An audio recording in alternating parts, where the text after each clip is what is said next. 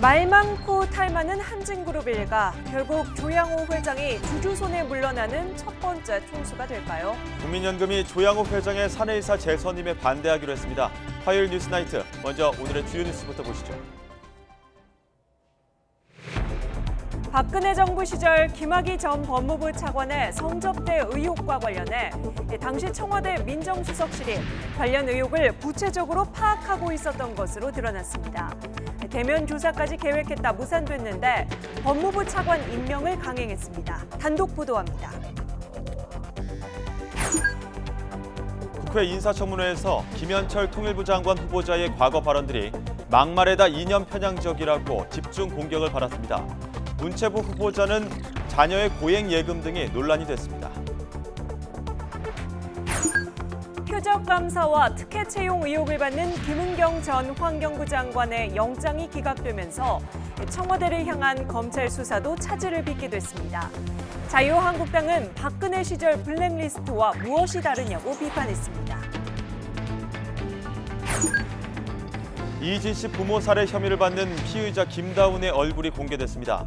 김 씨는 이진 씨 부모가 돈이 많을 것으로 생각하고 1년 전부터 범행을 준비한 것으로 알려졌습니다. 대한항공의 2대 주주인 국민연금이 조양호 한진그룹 회장의 사내이사 재선임에 반대하기로 입장을 정했습니다. 내일 열리는 주주총회에서 조양호 회장 측이 경영권을 방어할 수 있을지 불투명해졌습니다. 강원도 강릉에서 해안도로를 달리던 승용차가 바다에 떨어져 10대 남녀 5명이 숨졌습니다. 경찰은 운전자가 급커브에서 미처 핸들을 꺾지 못하면서 바다로 떨어진 것으로 보고 있습니다. 배우 이메리 씨가 정재계 인사들에게 술 시중 등을 강요받았다며 미투를 예고했습니다. 현재 외국에 체류 중인 이 씨는 다음 달 귀국해 기자회견을 열 계획입니다. 비건 대북정책특별대표가 중국을 방문해 비핵화 문제를 논의하고 있는 가운데 리수용 북한 노동당 부위원장도 베이징을 전격 방문하며 북미 접촉 가능성이 제기되고 있습니다. 박근혜 정부 시절 김학의 전 법무부 차관의 성접대 의혹과 관련해 당시 청와대 민정수석실이 관련 의혹을 구체적으로 파악하고 임명 닷새 전에 직접 만나 조사하려 했던 것으로 YTN 취재 결과 확인됐습니다. 당시 청와대 관계자들은 의혹과 관련된 구체적인 정황을 확인하고 대면 조사가 불가피하다고 판단했지만 김 전 차관이 돌연 약속을 취소해 조사는 무산됐고 결국 닷새 뒤 청와대는 성접대 의혹을 눈감은 채 차관 임명을 강행한 것으로 드러났습니다. 이만수 기자가 단독 보도합니다. 박근혜 정부 청와대 공직기강 비서관실은 지난 2013년 3월 8일 김학의 전 차관을 직접 만나 조사할 계획이었습니다. 성접대 의혹에 대한 첩보를 입수한 뒤 사실관계를 따져보기 위해 대면 조사하기로 결정한 겁니다. 당시 청와대 관계자는 YTN과 통화에서 김 전 차관이 당초 3월 8일 조사에 응하겠다고 알려왔지만 일정을 이유로 갑자기 취소했다고 밝혔습니다. 이후 김 전 차관은 다시 연락이 닿지 않았고 결국 박근혜 정부 청와대는 닷새 뒤인 2013년 3월 13일 법무부 차관 임명을 강행합니다. 이 관계자는 첩보가 상당히 구체적이어서 김 전 차관에 대한 대면 조사가 반드시 필요했지만 끝내 무산됐다고 설명했습니다. 박근혜 정부 민정수석과 공직기강 비서관을 지낸 자유한국당 곽상도, 더불어민주당 조응천 의원 모두 관련 사실을 충분히 파악하고 있었을 가능성이 높다는 얘기입니다. 김학의 전 차관에 대한 의혹을 조사했던 경찰 관계자는 두 의원이 경찰이 허위 보고를 해 문책성 인사가 이루어졌다는 데 대해서도 강력 반발했습니다. 이 관계자는 YTN과 통화에서 민정수석실이 경찰 인사에 직접 개입해 직권을 남용했다는 것을 스스로 고백한 것 아니냐고 비판했습니다. 보고 과정에 문제가 있었다면 경찰 감찰을 통해 잘못을 가린 뒤 징계 절차에 착수했어야 한다는 주장입니다. 검찰 과거사위원회는 당시 민정수석이었던 한국당 곽상도 의원을 직권남용 의혹을 적용해 수사 대상으로 권고했습니다. YTN 이만수입니다. 이 같은 정황이 가리키고 있는 곳은 박근혜 정부 청와대 민정수석실이고 당시 민정수석은 곽상도 자유한국당 의원입니다. 전해드린 대로 이미 어제 검찰 과거사위원회가 곽상도 당시 민정수석의 외압 의혹 재수사를 권고했는데 곽 의원 측은 당시 경찰이 허위 보고했다며 반발하고 있습니다. 신지원 기자의 보도입니다. 지난 2013년 김학의 전 법무부 차관 임명은 매우 특이한 인사로 주목받았습니다. 김 전 차관은 황교안 당시 법무부 장관보다 기수는 하나 아래지만 경기고등학교 1년 선배입니다. 당시 검찰총장 후보이던 최동욱, 김진태 전 총장과는 연수원 같은 기수여서 서열을 고려하던 인사관행을 깼다는 평가를 받았습니다. 박근혜 청와대는 인사검증을 거친 끝에 검찰 내 신망이 두텁고 조직 관리에 능숙하다고 설명했지만 성접대 의혹이 불거지면서 인사참사로 남았습니다. 인사위원회에 준한 심의 절차를 거쳐 오늘 발표하게 되었습니다. 법무부 차관 김학의. 당시 임명 과정에 대해 검찰 과거사위원회는 곽상도 자유한국당 의원과 이중희 전 민정비서관이 직권을 남용했다며 재수사를 권고했습니다. 김 전 차관 의혹을 내사하던 경찰을 질책하고 지휘부를 부당하게 인사조치해 수사를 방해했다는 겁니다. 공직기강 비서관으로서 인사검증을 책임졌던 조응천 더불어민주당 의원은 이번 수사 권고 대상에서 빠졌습니다. 관련 진술이 나오지 않았고 추가 조사가 필요하다는 이유입니다. 하지만 과거사위 수사 권고와 관련해 세 사람 모두 반발하고 나서면서 수사 전부터 진실 공방이 오가고 있습니다.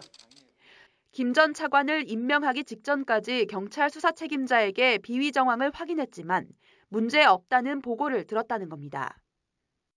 물어보는데 허위 보고하면은 대통령한테 허위 보고한 거 아니에요. 그럼 그거에 대해서 당연히 뭐라고 얘기하죠. 그걸 수사방해라고 얘기를 하면은. 과거사위로부터 자료를 넘겨받은 대검찰청은 아직 수사 방식을 고심하고 있습니다. 국민 여러분께서 의혹을 갖고 계시기 때문에 그 의혹이 해소되는 방향으로 성실하게 살펴보겠습니다. 검찰은 이번 사건이 권력형 비리로 확대될 수 있는 만큼 방식이 결정되는 대로 경험 많은 검사들을 중심으로 수사팀 구성에 나설 것으로 보입니다. YTN 신지원입니다. 곽상도 의원은 특히 자신만 문제 삼는 건 명백한 정치 보복이라는 입장입니다. 그러자 당시 곽 의원 밑에서 청와대 인사검증을 담당했던 더불어민주당 조응천 의원이 당시 관련 보고서를 올렸다가 질책만 당했다고 반박하면서 논란은 여야 의원 간 책임 공방으로 번지는 모습입니다. 조은지 기자의 보도입니다. 김학의 사건의 수사 대상에 오른 자유한국당 곽상도 의원은 기자회견을 자청해 억울함을 호소했습니다. 특히 자신만 문제 삼고 당시 청와대에서 함께 일한 조응천 더불어민주당 의원을 뺀 건 명백한 야당 탄압이라고 주장했습니다. 실제 박근혜 정부 시절 곽 의원은 고위공무원의 인사검증을 담당하는 청와대 민정수석을 지냈고 조응천 의원은 곽 의원의 지휘를 받는 공직기강 비서관이었습니다. 과제는 개편인가요? 인사검증 과정 때문에 지금 이러고 있는 거 아닙니까? 그러면 같이 당연히 같이 공고될 줄 알았는데 저로서도 좀 의외입니다. 조응천 의원은 펄쩍 뛰었습니다. 이번 사건의 본류는 경찰 수사 외압이지 인사검증은 아니라고 일축했습니다. 그러면서 자신은 지난 2013년 김학의 전 차관의 성접대 관련 추문 보고서를 올렸다가 윗선에서 되려 질책만 당했다고 반박했습니다. 민주당은 이번 사건을 공수처 설치를 위한 기회로 삼겠다는 의지가 분명합니다. 홍영표 원내대표는 김 전 차관 사건 같은 권력형 범죄를 막기 위해서라도 반드시 공수처를 설치해야 한다며 목소리를 높였습니다. 권력자가 천인 공노할 범죄를 저질렀는데도 누군가의 비호로 6년째 진상규명조차 안 되는 상황을 막기 위해서라도 공수처는 반드시 필요합니다. 자유한국당 입장은 전혀 다릅니다. 나경원 원내대표는 공수처는 청와대에 과도한 권력을 안기는 셈이라며 이번 논란 역시 문재인 대통령의 딸 의혹을 제기한 곽상도 의원의 입을 막기 위해 표적 수사를 벌이는 거라고 말했습니다. 경제 파탄으로 인한 떨어지는 문재인 대통령의 지지율을 막기 위한 생존 본능 아닌가. 문다혜 씨 부부 관련 의혹을 제기하니까 곽상도 의원의 입을 막겠다. 한국당은 문재인 대통령의 딸 다혜 씨의 해외 이주 의혹에 대해 감사원에 공익감사를 청구하며 강대강 대치를 이어갔습니다. YTN 조은지입니다. 문재인 정부 2기 내각을 이룰 장관 후보자들에 대한 인사청문회가 오늘 이틀째 이어졌습니다. 가장 관심을 모았던 김현철 통일부 장관 후보자 청문회장에서는 대북관 검증에 야당의 포화가 집중됐는데요. 김 후보자는 천안함 사건은 북한 소행이라고 강조하고 부적절한 발언 논란에 대해서도 거듭 사과했습니다. 김영수 기자의 보도입니다.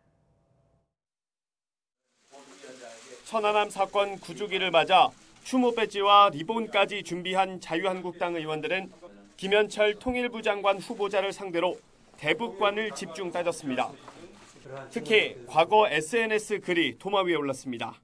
당시 우리 문재인 민주당 대표 시절 해병 사단을 이렇게 방문을 했는데 천안함 사건이 북한 소행이라고 명시적으로 이렇게 밝히자 하루 다음 날인 26일 날 페이스북에 군복 입고 쇼나오고 있으니라고 비판을 했어요. 김 후보자는 천안함 사건은 북한의 소행 때문이라며 거듭 답변했지만 저희 입장은 확실하게 천안함은 북한의 어뢰 공격으로 침몰했다라는 정부의 입장을 그대로 오히려 말 바꾸기 논란으로 번졌습니다. 어떤 이유로든지 이제 북한 폭김서를 수용한 것으로 보인단 말이에요. 그래 저는 이것이야말로 후보자의 태도야말로 전형적인 포지션 전략입니다. 후보자가 비난하던 그 전략이죠. 금강산 관광객 피격 사건을 통과 의례로 표현한 것에 대해서도 야당은 유족의 입을 빌려 일침을 날렸습니다. 어떤 사고와 의식을 가지고 그런 말씀을 하셨는지 앞으로는 어떻게 저희 어머니 일을 처리해 나가실 건지. 지명 때부터 논란이 된 SNS 막말 역시 청문회 내내 의원들의 공격이 끊이지 않았습니다. 저는 정말 청문회를 해서는 안 될 우리 후보자를 역대 최악의 통일부 장관 후보자로 우리가 청문회하고 있다 이런 생각이 듭니다. 여당은 부적절한 과거 발언에 대해 과한 부분이 있었다면서도 정부의 한반도 평화 정책의 적임자임을 강조했습니다. 전문성을 볼 때도 참 이렇게 투철하게 남북관계에 대해서 연구한 분이 또 있을까 할 정도로 그래서 저는 우리 김현철 후보야말로 이 통일부 장관으로서 천연 다이아몬드 같이 소중한 분이다. 모두 발언에서 과거 SNS 논란에 사과한 김 후보자는 이어지는 야당 의원들의 질타에서도 반성하겠다는 뜻을 거듭 밝혔습니다. YTN 김영수입니다. 20대 후반, 30대 초반의 딸들이 수억 원대 예금을 보유해 논란이 됐던 박양우 문화체육부 장관 후보자는 청문회 하루 전날 세금을 지각 납부했습니다. 청문회장에서는 잘 몰랐다면서 자신의 불찰이라고 해명했습니다. 보도에 이지은 기자입니다. 31살인 둘째 딸이 예금 1억 8천여만 원, 26살인 셋째 딸이 2억여 원을 보유해 증여세 탈루 의혹이 나왔던 박양우 문화체육관광부 장관 후보자. 청문회를 하루 앞두고 증여세 등 6,500만 원을 납부했다면서 문제가 된다는 사실을 몰랐다고 밝혔습니다. 청문회를 준비하면서 집에서 이제 경제 공동체처럼 어렸을 때부터 이렇게 일부 저축하는데 도와주고 외갓집에서 받고 하던 것들을 쭉 이렇게 하다가 사실 그게 증여다 아니다는 개념을 전혀 모르고 있어 왔습니다. 영화배급협회 회장으로 있을 당시 월 350만 원씩 받은 업무 추진비에 대한 세금 누락 부분도 해명했습니다. 근데 업무 추진비는 종합소득세 신고가 아니라고 저는 알고 있어서 그냥 지나갔는데 제기가 돼서 보니까 그게 또 증빙 자료나 그런 것이 또 있어야 된답니다. 그건 제 불찰이라고 생각을 합니다. 네. 야당은 어쩔 수 없이 청문회 전날 해야 된 것이 아니냐고 공격했습니다. 하기 전에 청문회 바로 전날 내셨어요. 정말 내기 싫은 거를 마지막에 내신 것 같아요. 언론 보도되고 장관 안 하셨으면 이제 후보가 아니었으면 안 냈을 텐데. 박사과정을 야간대학원에서 공부했다는 주장과 달리 근무 시간에 학교에 가고 또 연차를 썼다고 거짓 해명한 것에 대한 지적도 나왔습니다. 또 104회 근무지 이탈하셨고요. 이 부분 관련돼서 징계받지 않으셨죠? 그러니까 연차 등등을 활용했던 것이 아닌가라고 말씀을 드렸지만 어떻든 돌이켜보면 우리 위원님의 말씀 충분히 이해가 되고요. 굉장히 죄송스럽게 생각을 합니다. CJ E&M 사회이사 이력으로 영화계에 반발을 사고 있는 박 후보자는 스크린 독과점 문제 해결을 정부가 반대할 이유가 없다면서 적극적으로 검토하겠다고 밝혔습니다. YTN 이준입니다. 내일 인사검증대에 설 박영선 중소벤처기업부 장관 후보자가 자신의 지역구인 구로구에서 10여 차례 불법 주정차 단속에 적발되고도 과태료를 면제받은 것으로 YTN 취재 결과 드러났습니다. 정상적인 의정활동이라는 이유로 과태료를 면제받은 것으로 나타났는데 이 문제는 내일 예정된 청문회에서도 다뤄질 것으로 보입니다. 최기성 기자의 단독 보도입니다. 서울 구로구에서 3차례에 걸쳐 국회의원으로 당선된 현역 의원인 박영선 중소벤처기업부 장관 후보자. 지난 2009년 7월부터 지난해 8월까지 불법 주정차 등으로 모두 39차례 과태료를 부과받았지만 이 가운데 16차례는 전액 감면 조치를 받았습니다. 과태료 면제를 받은 지역은 모두 자신의 지역구로 구로구청 측은 의정활동으로 판단해 미부과 결정을 내렸다고 설명했습니다. 박 후보자는 또 MBC 기자 시절인 지난 2002년 중앙선 침범으로 벌점 30점을 부과받았고 2005년, 2015년, 2016년에는 속도 위반으로 과태료 처분을 받은 것으로 드러났습니다. 누구보다 모범을 보여야 할 국회의원이 수십 차례 법규 위반을 했을 뿐만 아니라 의정활동을 핑계로 과태료를 감면받은 것은 명백한 특혜이자 갑질로 국무위원으로서 자격이 있는지 심히 의심스럽습니다. 박 후보자는 이 밖에도 본인과 배우자가 최근 5년 동안 신고한 소득이 33억 원이고 같은 기간 늘어난 재산이 9억 9천여만 원으로 1년 씀씀이가 평균 4억 6천만 원에 달하는 의혹과 다주택 논란 등이 불거졌습니다. 과거 국회 인사청문위원으로 활동하면서 고위공직 후보자를 매섭게 추궁해 저격수로도 불렸지만 이번에는 입장이 바뀌어 야당이 각종 의혹을 소명할 자료 제출을 제대로 하지 않고 있다며 단단히 벼르고 있습니다.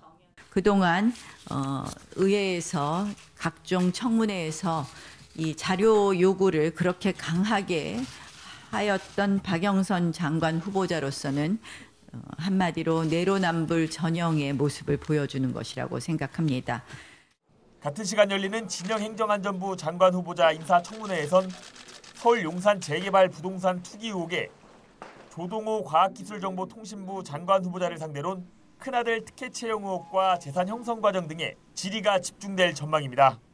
현역 의원 신분인 박영선 진영 후보자가 지난 2000년 인사청문제도 도입 이후 이어져온 현역 불패 신화를 이어갈 수 있을지 관심이 쏠립니다. YTN 최기성입니다. 법원이 김은경 전 환경부 장관의 구속영장을 기각했죠. 함께 내놓은 이유서에서는 관행 등의 용어를 사용해 논란이 일고 있습니다. 또 이번 김 전 장관의 구속영장 기각으로 검찰 수사에도 차질이 불가피해 보입니다. 박기환 기자의 보도입니다. 검찰이 김은경 전 환경부 장관에게 적용한 혐의는 직권남용과 업무방해. 전 정권 산하기관 임원을 표적 감사하고 후임 자리에 특정 인사를 앉히기 위해 특혜를 줬다는 겁니다. 오늘 어떤 점 위주로 적용하실 생각이십니까? 최선을 다해서 설명드리고 그리고 재판부의 판단을 구하겠습니다. 하지만 법원은 임원 사퇴 보고서 작성과 표적 감사 혐의에 대해 국정농단 이후 새 정부가 인사수요 파악 등을 목적으로 사직 의사를 확인했다고 볼 수도 있다며 다툼의 여지가 있다고 봤습니다. 또 채용 특혜 혐의의 경우 예전부터 후보자를 내정했던 관행으로 보고 직권남용죄 구속 요건 가운데 하나인 고의성이 떨어져 보인다고 판단했습니다. 범행 개입 증거가 명확하고 전직 장관으로 증거인멸 우려가 있다는 검찰 주장을 받아들이지 않은 겁니다. 기각 이유를 두고 관행이나 국정농단을 언급한 것에 대해 적절하지 않다는 견해도 나오고 있습니다. 증거가 확보되어 있기 때문에 피의자 방어권 보장을 위해서 구속해야 한다라고 했으면 좀 이해가 됐을 텐데 관행을 이유로 들어서 위법성인식이 낮다고 그 이유를 드는 것은 부적절해 보입니다. 이번 구속영장 기각으로 청와대를 향하던 검찰 수사는 일정 부분 차질이 불가피해졌습니다. 청와대 행정관 2명을 불러 조사를 마쳤고 비서관 등 윗선 수사를 앞두고 영장이 기각됐기 때문입니다. 하지만 검찰이 지난 석 달 동안의 수사 결과 청와대 개입 증거를 상당수 확보한 것으로 알려져 신미숙 균형인사 비서관 소환 조사 등 윗선 수사는 이어질 것으로 보입니다. YTN 박규환입니다. 이번 김은경 전 환경부 장관의 구속영장 기각에 청와대는 일단 안도하는 분위기입니다. 청와대는 장관의 인사권과 감찰권에 대해 법원이 명확한 기준을 정리할 것으로 기대한다면서 보다 투명한 공공기관장 임명 절차를 고민하겠다고 밝혔습니다. 김도원 기자입니다. 김은경 전 환경부 장관에 대한 구속영장 청구는 청와대로선 적잖이 당혹스러운 일이었습니다. 공공기관 인사에 대해 청와대가 부처와 협의하는 건 너무나 정상적인 절차라는 입장이었기 때문입니다. 이번에 김 전 장관에 대한 구속영장을 기각하면서 법원은 일단 청와대의 입장에 일리가 있다고 판단한 셈이 됐습니다. 최순실 국정농단과 대통령 탄핵이라는 특수 상황도 참작됐습니다. 청와대는 영장 전담 판사의 결정을 존중한다고 밝혔습니다. 김의겸 청와대 대변인은 앞으로 장관의 인사권과 감찰권이 어디까지 적법하게 행사될 수 있는지 법원이 기준을 정리할 것으로 기대했습니다. 다만 이번엔 구속영장이 기각됐을 뿐 수사가 끝난 건 아니기 때문에 아직은 조심스러운 입장입니다. 법원이 기준을 정리할 거라는 청와대의 반응은 결국은 김 전 장관이 기소될 거라는 예상을 포함한 것이기도 합니다. 이번 사건을 통해 블랙리스트라는 말이 등장하는 등 자기 사람 챙기기란 점에선 현 정부가 지난 정부와 본질적으로 다르지 않다는 비판이 제기되는 것도 여전히 부담입니다. 실제로 야당은 영장 기각에도 불구하고 박근혜 정부 시절 블랙리스트 속가내기와 무엇이 다르냐고 꼬집었습니다. 전 정권 시절에 노태강 국장에게 사퇴를 강요한 장관, 수석 모두 사법 처리된 적이 있습니다. 동일한 사안에 대해서 다른 잣대를 들이댄 것으로 매우 유감스럽게 생각합니다. 청와대는 이번 수사를 계기로 보다 투명한 공공기관장과 임원 임명 절차를 고민하겠다고 밝혔습니다. YTN 김도원입니다. KT 노조가 각각 채용 비리와 정관계 로비 의혹을 두고 홍문종 의원실 소속 전직 비서관들과 황창규 회장을 잇따라 고발했습니다. 이런 가운데 검찰은 김성태 전 원내대표의 자녀를 특혜 채용한 혐의로 KT 전직 임원에 대한 구속영장을 청구했습니다. 김태민 기자의 보도입니다. 고발장을 손에 든 KT 노조 관계자가 검찰청사로 향합니다. 홍문종 의원 측근 4명의 KT 채용 비리 의혹을 수사해달라며 고발에 나선 겁니다. 홍문종 의원이 미방위 상임위원장 시절에 2015년도 지역 지인 2명하고 비서관 출신 2명이 보좌관 출신 2명이 채용 비리가 있었다는 그 의혹의 제보가 들어왔고요. 당시 이동통신사 소관 상임위원장이었던 홍문종 의원의 측근들을 특혜 채용해 로비 수단으로 활용했다는 의혹입니다. 당시 KT는 경쟁사 합병과 방송규제법안 신설 등 민감한 현안들을 처리해야 했기 때문입니다. 이와 관련해 황창규 KT 회장이 로비를 목적으로 경영 고문단을 운영한 점에 대해서도 고발이 이뤄졌습니다. 이들에게 공식 업무도 맡기지 않은 채 20억 원에 가까운 임금을 지출해 회사에 손해를 끼쳤다는 주장입니다. 이처럼 KT 채용 비리와 정관계 로비 의혹이 일파만파 퍼지는 가운데 기존 검찰 수사도 속도를 내고 있습니다. 검찰은 김성태 전 원내대표의 자녀를 특혜 채용한 혐의로 서유열 전 사장에 대해 구속영장을 청구했습니다. 앞서 이달 중순에는 당시 KT 인사 담당 임원이 같은 혐의로 구속돼 수사를 받는 상황. 이에 따라 채용 비리에서 시작한 KT와 정치권의 유착 의혹에 대한 수사는 점점 윗선으로 확대될 전망입니다. YTN 김태민입니다. 경찰이 전직 부회장의 횡령 혐의를 수사하기 위해 한국경영자총연합회를 압수수색했습니다. 서울지방경찰청 지능범죄수사대는 오전 9시부터 정오까지 서울 마포구에 있는 경영자총연합회 본사와 김영배 전 부회장의 자택에 수사관 15명을 투입해 자료를 확보했습니다. 경찰은 3시간에 걸친 압수수색을 통해 두세 박스 분량의 회계 자료와 업무 관련 서류를 확보한 것으로 전해졌습니다. 경총의 전직 상근 부회장이었던 김 씨는 재직 시절 공금을 빼돌려 자녀 학자금 등에 사용한 혐의를 받고 있습니다. 또 업무 추진비로 구매한 상품권 1억 9천만 원어치도 따로 챙긴 것으로 드러났습니다. 이희진 씨 부모 살해 혐의를 받는 피의자 김다운의 얼굴이 공개됐습니다. 김 씨는 여전히 살해 혐의를 부인했지만 경찰은 철저한 계획범죄로 보고 강도 살해 혐의를 적용해 검찰에 송치했습니다. 차유정 기자가 보도합니다. 이희진 씨 부모 살해 혐의를 받는 34살 김다운. 검찰 송치를 위해 경찰서를 나서는 길입니다. 신상 공개 결정에 따라 마스크나 모자를 쓰지 않았지만 고개를 푹 숙이고 외투 깃을 올려 스스로 얼굴 노출을 피했습니다. 피해자들한테 한 말씀 해주시죠. 너무 죄송하고 제가 책임져 받고 나가겠습니다. 살인 혐의에 대해선 끝까지 부인했습니다. 피해자들에게 빌려준 돈을 갚으라고 겁만 주려 했는데 공범들이 우발적으로 살인을 저질렀다는 주장입니다. 여전히 살해 혐의 부인하는 건가요? 예. 경찰은 그러나 철저한 계획범죄라고 판단했습니다. 현장에선 살인 현장 은폐 때 주로 사용되는 표백제 등이 발견됐습니다. 또 수사 결과 김 씨가 1년 전부터 이 씨의 가족관계 정보를 캐냈고 피해자 자택 외부를 촬영했으며 차의 위치 추적기도 붙여 동선도 관찰했다는 겁니다.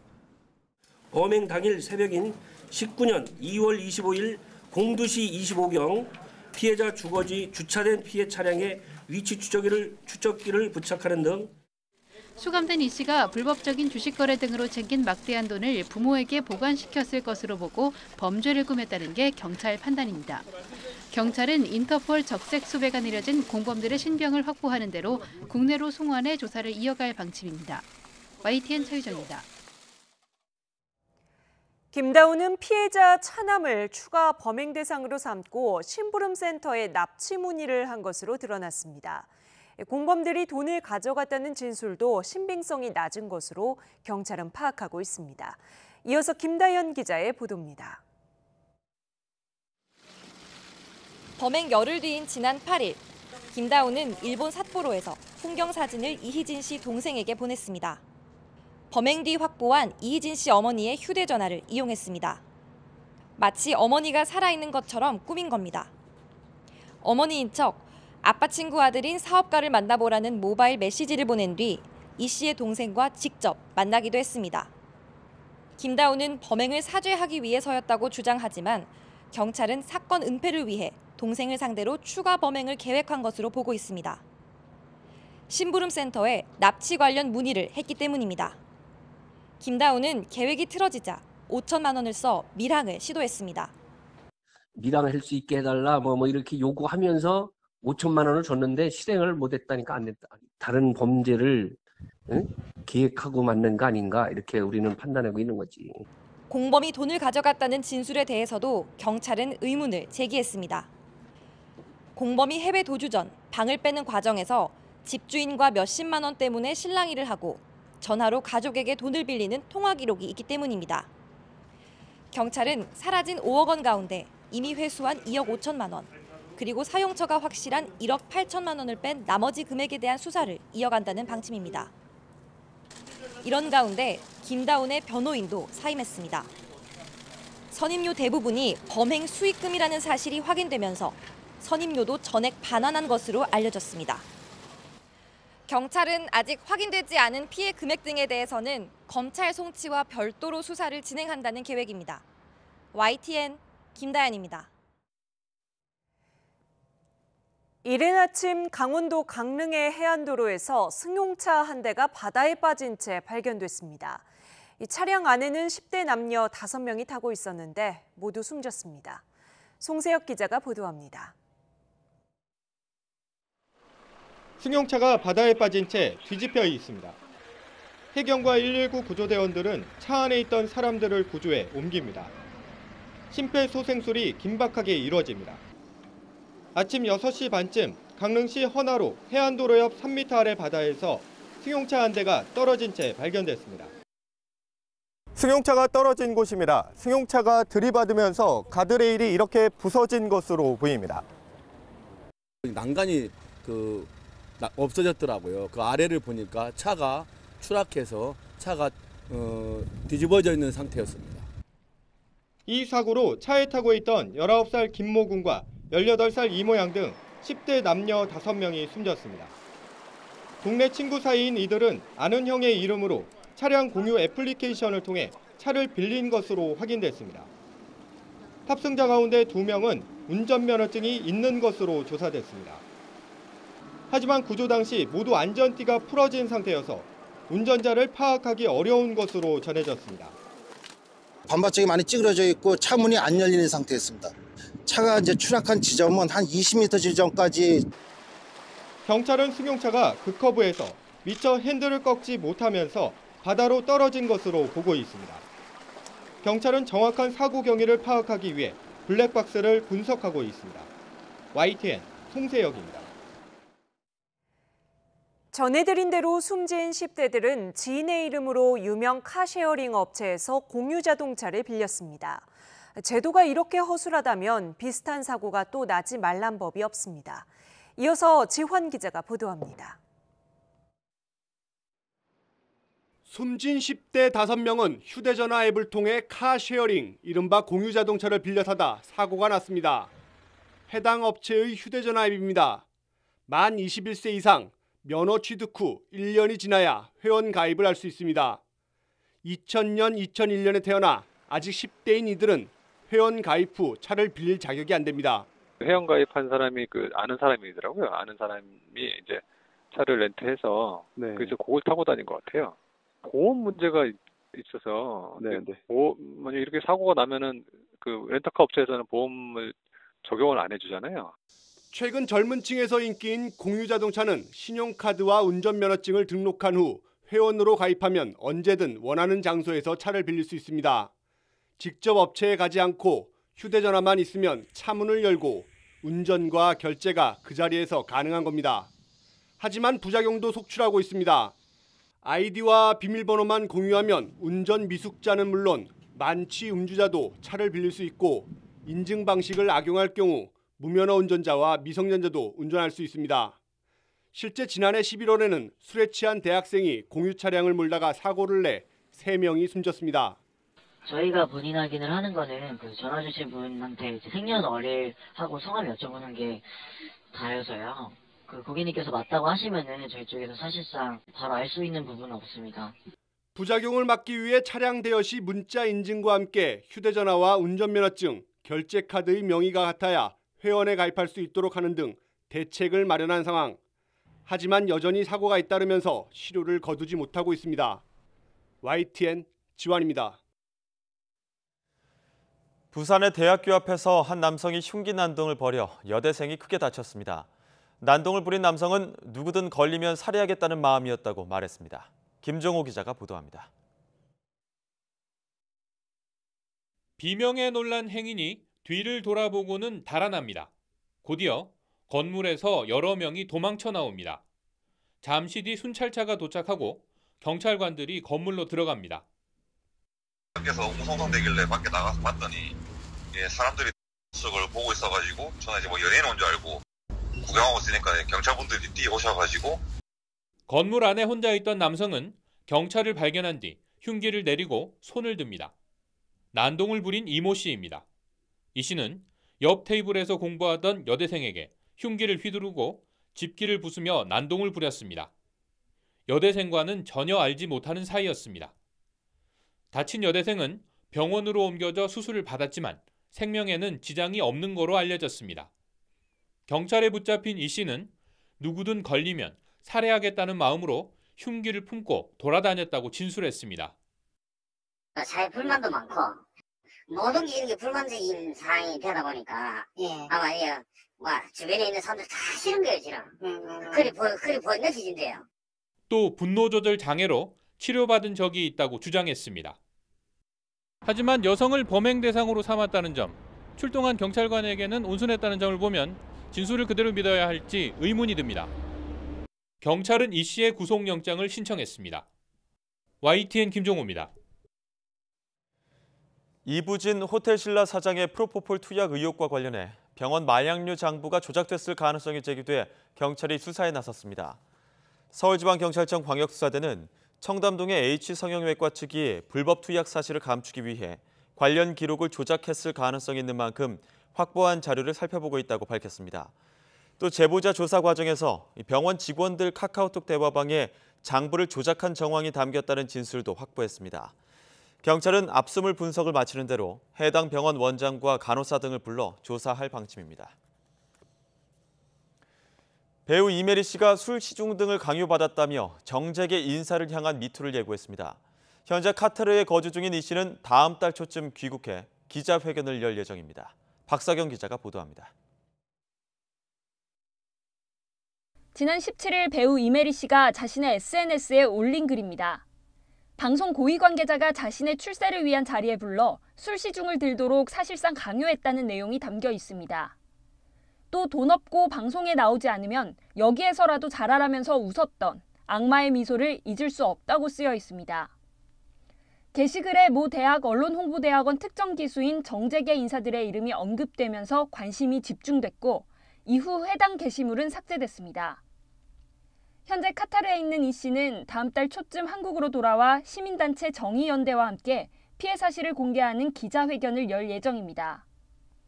정의연대는 이 씨가 최근 고 장자연 씨에 대한 재수사가 이뤄지자 용기를 얻어 대중 앞에 서게 됐다고 전했습니다. 4월 초순이고 지금 날짜 비행기표 지금 알아보고 있고요. 언론대학원 학생 시절에 이제 이 학생으로 있었던 이 학생을 이메리 씨를 이제 완전히 성적으로 착취한 사건이거든요. 그 정치, 경제, 이 고위층들이 다 연관돼 있고. 이 씨는 지난 1994년 MBC 공채 전문 MC로 데뷔해 활약하다가 연기자로 전향했습니다. 지난 2011년 이후 뚜렷한 활동을 하지 않다가 지난해 출연한 한 예능 프로그램에서 드라마 제작진의 갑질을 폭로해 주목을 받기도 했습니다. YTN 박석영입니다. 내년부터는 더 많은 일본 초등학생들이 독도가 일본 땅이라는 억지 주장을 의심 없이 배우고 받아들이게 생겼습니다. 일본 정부가 새로 교과서 검정을 승인했는데 대부분 일본의 불리한 역사적 사실은 아예 빼버리고 교묘하게 책임을 비껴가는 식으로 서술했습니다. 도쿄에서 황보연 특파원이 보도합니다. 일본 정부의 검정을 통과한 한 초등학교 사회교과서. 지도에 독도를 일본 배타적 경제 수역 안에 넣고 행정구역상 일본 시마네현에 포함되는 것으로 표시했습니다. 다른 교과서에는 독도가 한 번도 다른 나라 영토가 된 적 없는 일본 고유의 영토라는 엉터리 내용을 적었습니다. 한국의 불법 점령에 일본 정부가 계속 항의하고 있다는 표현도 눈에 띕니다. 기존 교과서에도 독도가 일본 땅이라는 식의 기술이 드물지 않지만 새 검정 교과서에는 관련 설명이 부쩍 많아졌습니다. 여기에 사진이나 지도 같은 시각적 자료도 많이 실렸습니다. 초등학교 때부터 독도 왜곡 교육을 철저히 하겠다는 아베 내각의 의도가 엿보이는 대목입니다. 일본固有の領土である竹島については日本の主張をしっかりと伝え粘り強く対応します. 과거 침략 전쟁은 미화하거나 교묘한 표현을 써가며 일본의 책임을 회피했습니다. 임진왜란에 대해 침략 전쟁이라는 말 대신 대군을 보낸 것으로 적었습니다. 간토 대지진 때 다수의 조선인과 중국인이 살해당하는 사건이 있었다고 기술하면서도 학살의 주체는 적지 않았습니다. 강제 노동과 관련해선 힘든 노동이 있었다면서도 누가 시켰는지는 밝히지 않았습니다. 참혹한 강제 노동 현장인 군함도는 세계 문화유산이라고만 소개했습니다. 이번에 검정이 승인된 교과서는 초등학교 3학년에서 6학년용 12종, 앞으로 각 교육위원회와 학교별 선정 과정을 거쳐 내년부터 일선 학교에서 사용됩니다. 앞서 일본 정부는 교과서 지필과 교육 내용의 법적 기준이 되는 초, 중, 고 학습 지도 요령에 독도가 일본 땅이라는 내용을 반드시 넣도록 2017년부터 차례로 못 박았습니다.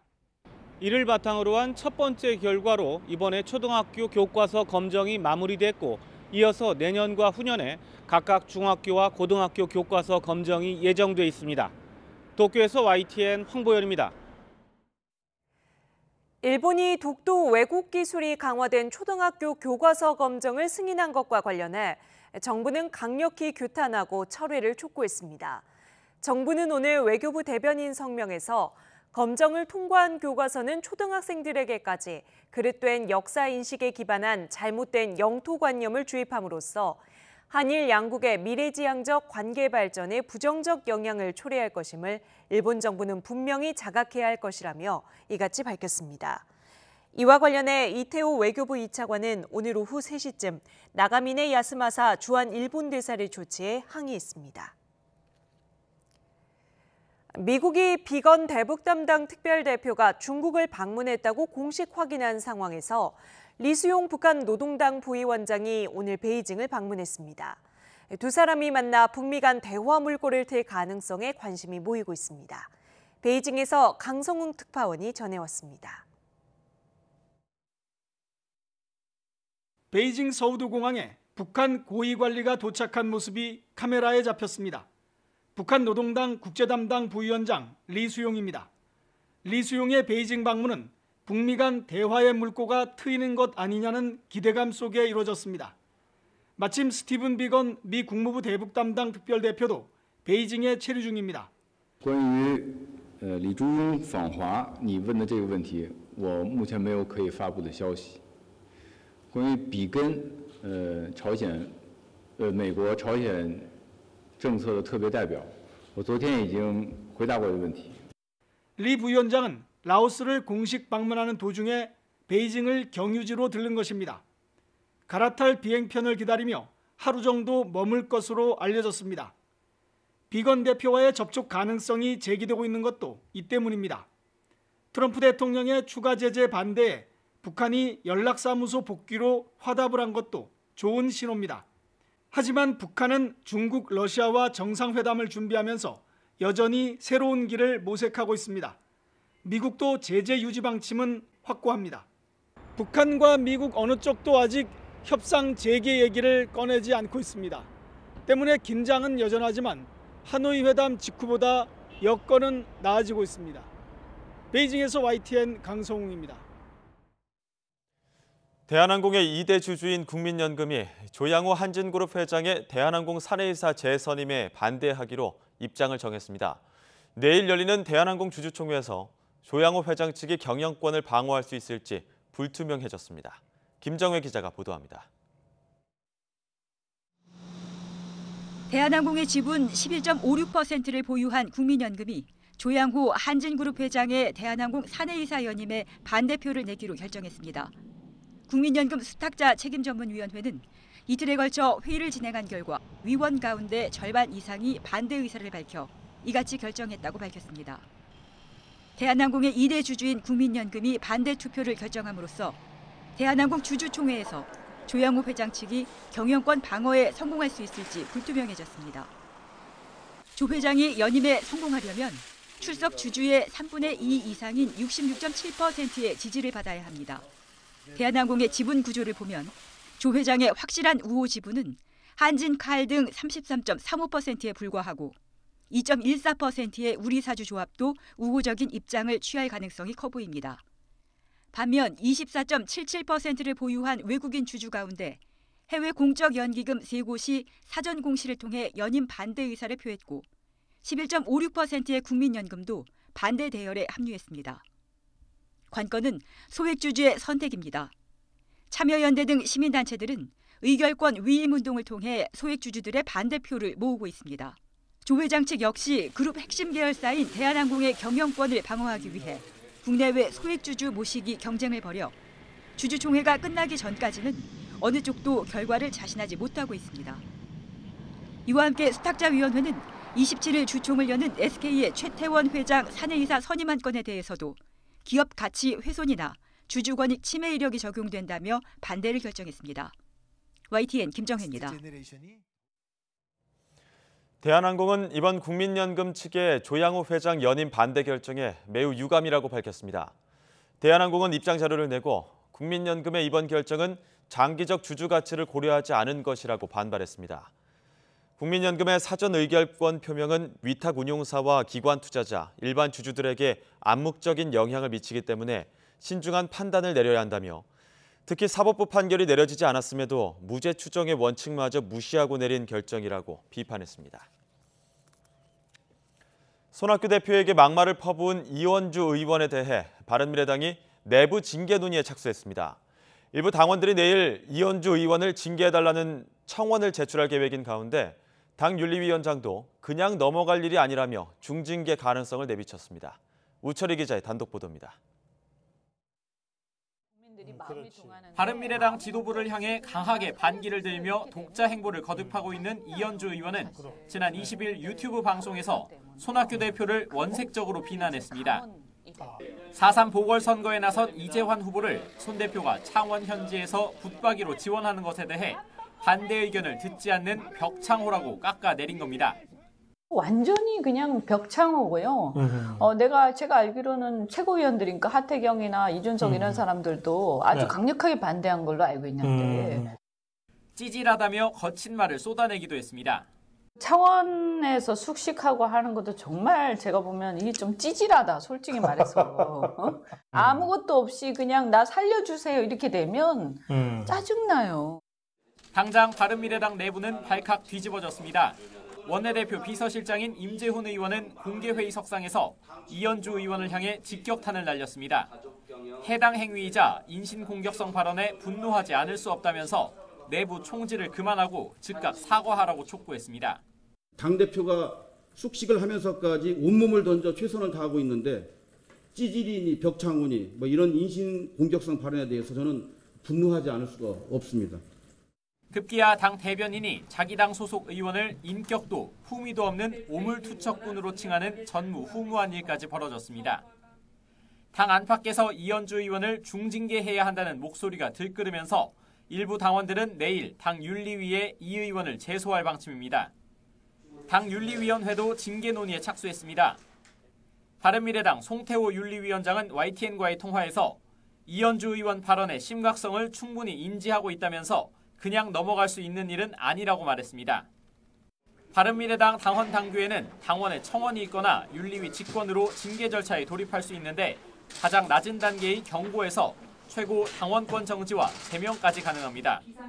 앞서 손학규 대표는 지난해 11월 자유한국당 입당설이 돌던 이현주 의원을 향해 엄중 경고했지만 징계 절차를 밟지는 않았습니다. 하지만 당원과 측근은 물론 손학규 대표 본인도 이번 발언에 대해 상당히 불쾌해하는 것으로 전해지면서 징계 수위는 물론 향후 이현주 의원의 당 잔류 여부에도 관심이 쏠리고 있습니다. YTN 우철입니다. 삼성전자가 1분기 실적에 대해 시장의 기대를 밑돌 것이란 전망을 내놨습니다. 전례가 없는 실적 악화 예고인데요. 주력 제품인 반도체 부진과 이에 따른 국내 수출 악화가 심상치 않아 보입니다. 조태현 기자가 보도합니다. 삼성전자가 1분기 결산을 앞두고 전격적으로 실적 전망을 공시했습니다.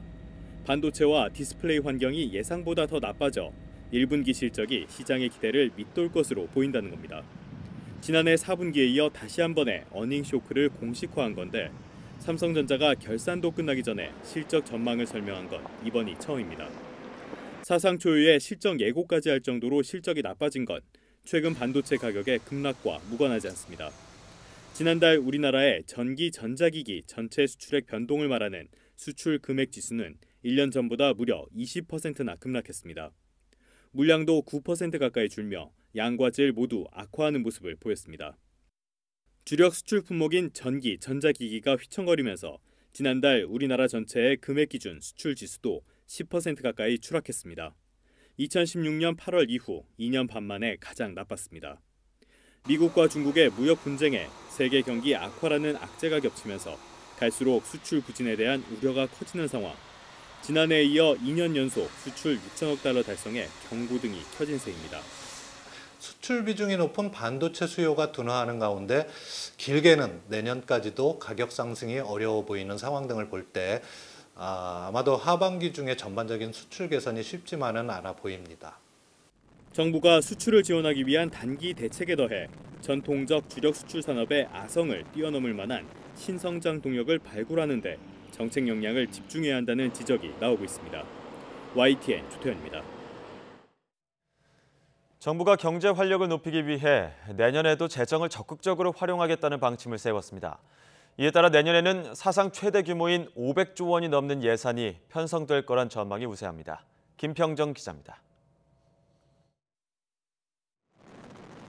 정부는 우리 경제의 버팀목인 수출이 내년에도 부진할 가능성을 배제하지 않고 있습니다. 또 일자리와 소득 격차의 악화 같은 민생 경제의 문제도 단기간에 해결하기는 어렵다고 보고 있습니다.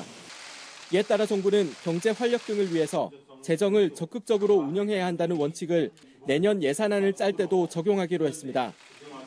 내년에 적극적으로 재정을 운영하겠다는 기조하에 4개의 분야, 즉 활력이 꿈틀대는 경제, 내 삶이 따뜻한 사회, 혁신으로 도약하는 미래, 그리고 안전하고 평화로운 국민 생활을 선정하여 내년에 추진되는 정부 사업 가운데 경기 부양을 위한 일자리 확충과 생활형 사회간접자본 사업은 물론 한국형 실업부조와 고등학교 무상교육, 예비 타당성 조사 면제 사업을 추진하는 데도 막대한 자금이 들어갈 전망입니다.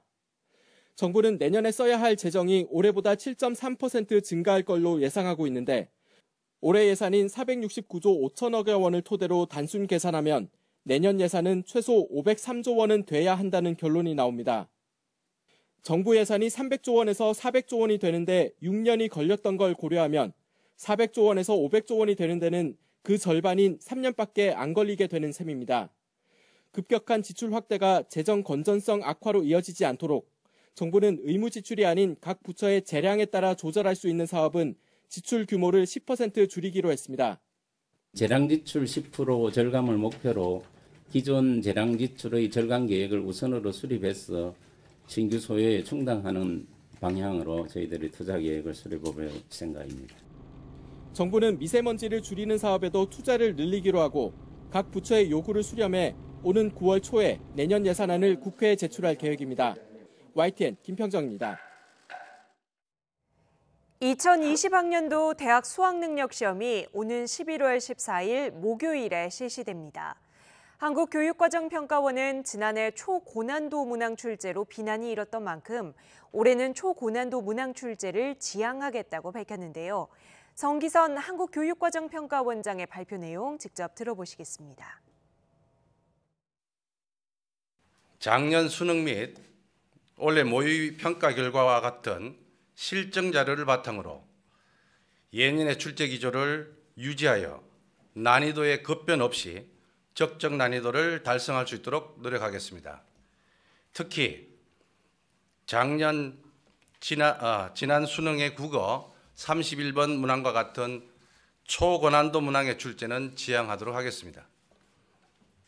EBS 수능 교재 및 강의와의 연계 역시 전년과 같이 영역, 과목별 문항수 기준으로 70% 수준을 유지하며 영어 영역의 경우 학생들이 한글 해석본을 암기하는 문제를 해소하기 위해 2016학년도부터 적용하였던 EBS 연계 방식은 올해도 유지합니다. 학생들의 균형 있는 영어 능력을 향상시킬 수 있는 학교 수업을 유도하기 위하여 올해도 영어 영역은 절대평가로 실시합니다.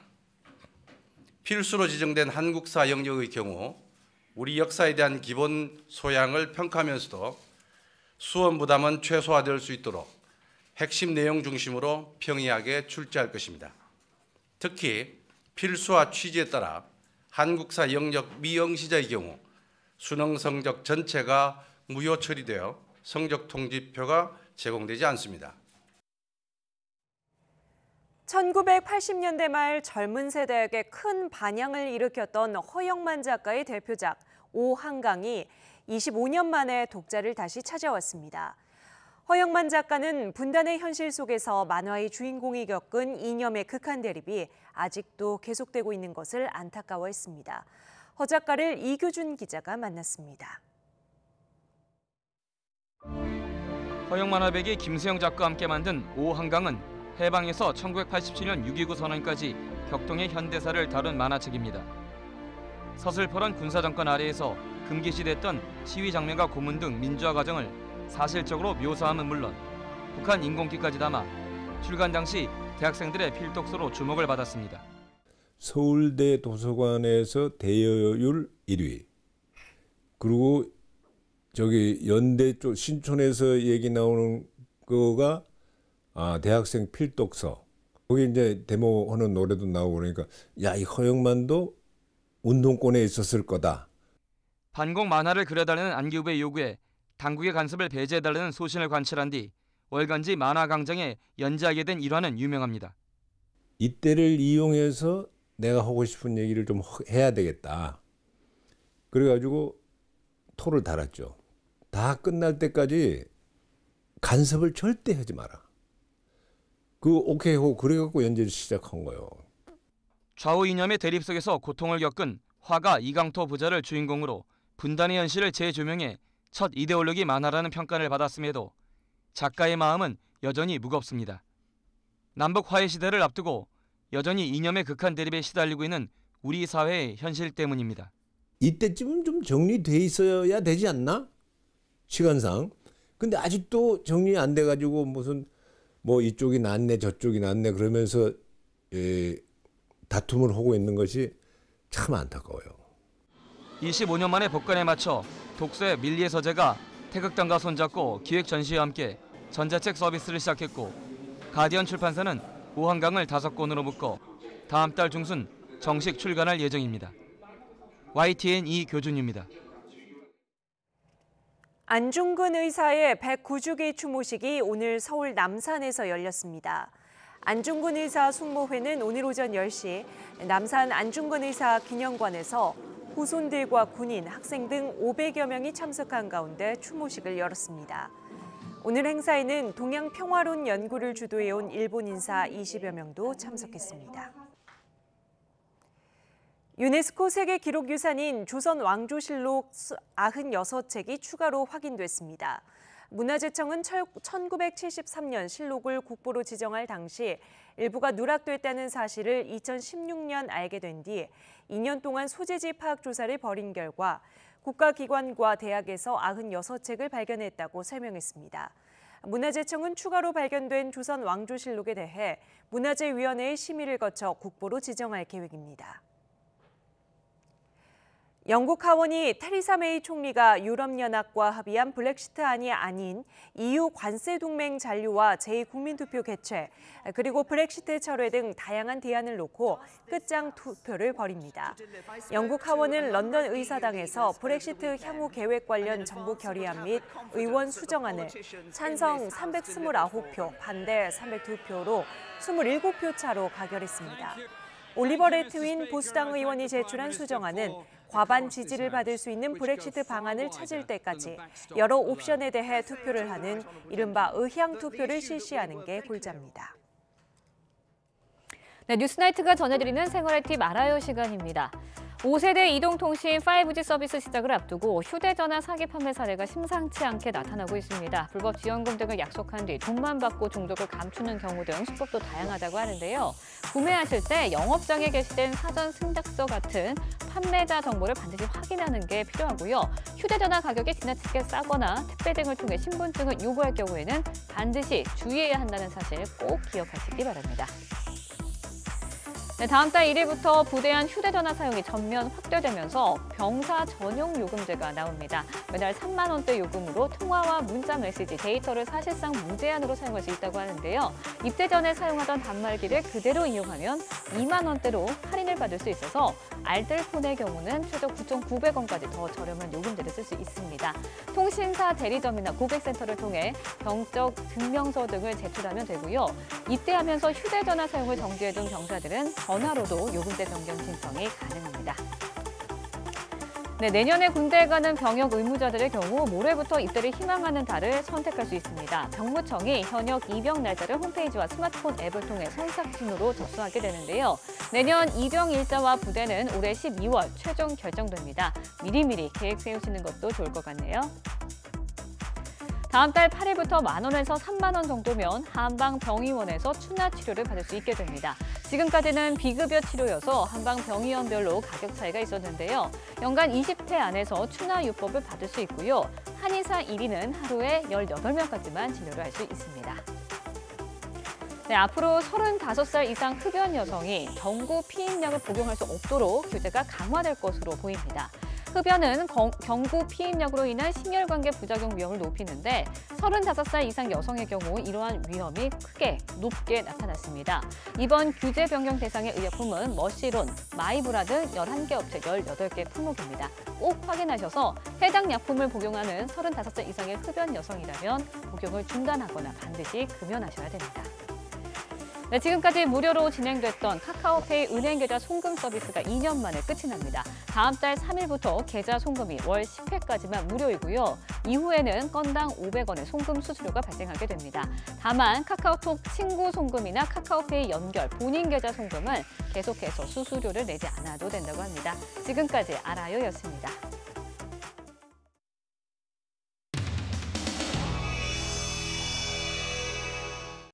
이현재 의원입니다. 우리 최 후보자께서는 국토 전문가로서 30년간 이렇게 근무해서 아주 전문가로 이렇게 평가를 받는 걸로 알고 있는데 부동산학 박사를 받으셨죠? 예, 그렇죠? 산업단지 분야에 받았습니다.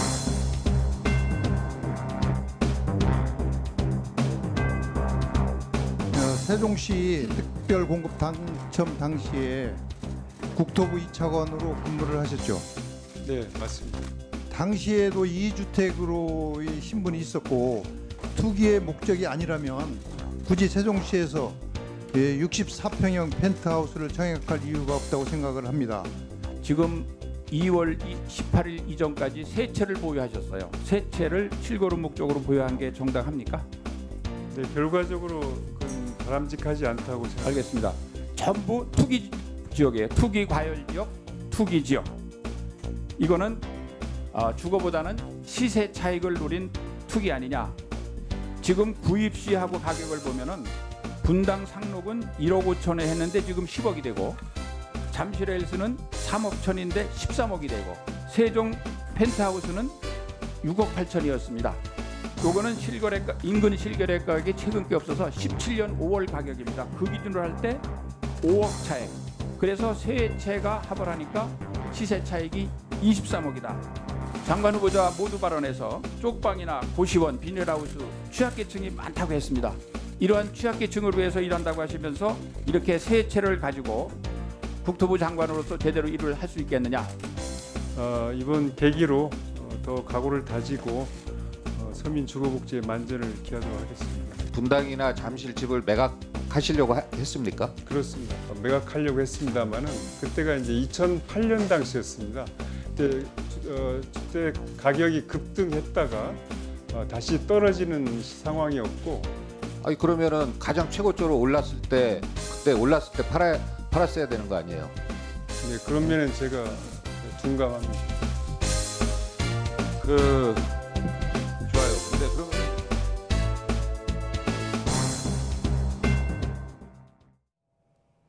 네, 6만 4천 관객이 움직판 서울 월드컵 경기장에서 짜릿한 승전보가 전해져서 이 소식 먼저 전해드립니다. 우리 축구 대표팀이 남미의 강호 콜롬비아에 한 골차 승리를 거뒀습니다. 손흥민이 벤투호 첫 골을 터뜨리고 이재성이 쐐기골을 넣으면서 만원 관중의 환호에 보답했습니다. 취재기자 연결해서 알아봅니다. 양시창 기자. 네, 스포츠부입니다. 네, 우리 대표팀 강호를 만나서 잘 싸웠군요. 네, 그렇습니다. 조금 전 종료된 경기였습니다. 축구대표팀이 FIFA 랭킹 12위의 강호 콜롬비아를 2대1로 제압했습니다. 선제골은 캡틴 손흥민 발끝에서 나왔습니다. 전반 16분 수비진을 벗겨내는 황의조의 날카로운 패스를 놓치지 않았습니다. 콜롬비아 골키퍼가 머리 위로 날아오는 강한 슈팅에 양손을 댔지만 공은 멈추지 않고 그물을 출렁였습니다. 손흥민의 벤투호 첫 골이자 A매치 9경기 만에 나온 소중한 선제골입니다. 불과 몇 분 뒤에도 골대를 맞추는 등 수차례 위협적인 장면을 만들면서 노란색 유니폼의 유독 강한 면모를 이번 경기에서도 이어갔습니다. 전반에 모습을 드러내지 않았던 월드컵 득점왕 출신 하메스가 콜롬비아 후반에 출격하면서 경기 양상은 좀 달라졌습니다. 후반 시작 3분 만에 루이스가 페널티 지역 왼쪽에서 수비수를 제치고 감각적인 오른발 가마차기로 동점을 만들었습니다. 콜롬비아의 강한 압박에 주춤했던 분위기는 이재성이 다시 살렸습니다. 후반 13분 중원에서 김민재의 패스를 받아 페널티 지역 라인을 따라 드리블하면서 강력한 왼발 슛을 때려 넣었습니다. 상대 추격에 찬물을 끼얹는 추가골이자 결승골입니다. 콜롬비아는 대표 공격수 팔카오까지 투입하면서 승부에 매달렸지만 조현우의 신들리는 선방에 막혔습니다. 아시안컵 8강 탈락 쓴맛 이후 대표팀은 기분 좋은 2연승으로 3월 평가전을 마무리했습니다. 관심을 모았던 기대주 이강인과 백승호는 벤치에서 선배들의 경기를 지켜보는 것으로 만족해야 했습니다. 대표팀은 오는 6월 초 다시 선수들을 소집해 월드컵 지역 예선전 마지막 2차례의 평가전을 치릅니다. 지금까지 스포츠부에서 전해드렸습니다. 맛있게 먹고 시원하게 비우고 비결이요? 역시 메이킨이죠.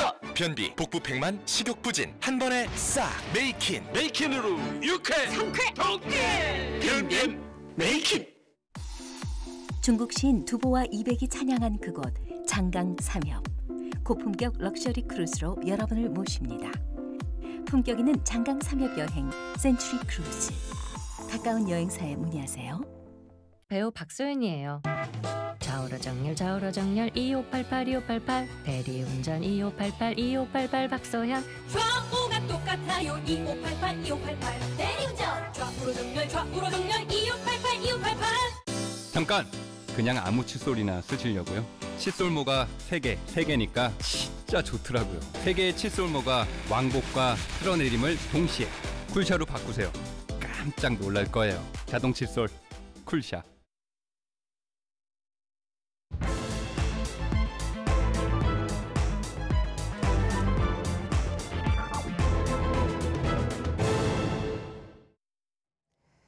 네, 국회 인사청문회 이틀째, 오늘은 통일부, 해양수산부, 문화체육관광부 장관 후보자들이 국회 검증대에 올랐습니다.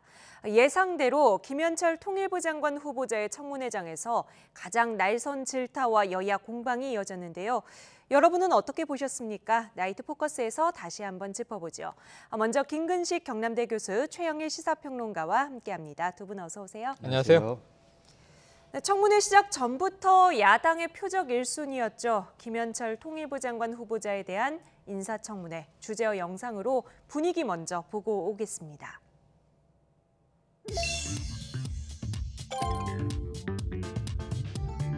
다른 분들에게 마음의 상처를 준 부분에 대해서는 저희 의도가 어떻든 간에 해당되시는 분들께 이 자리를 빌려 정말 깊은 사과의 말씀을 드립니다.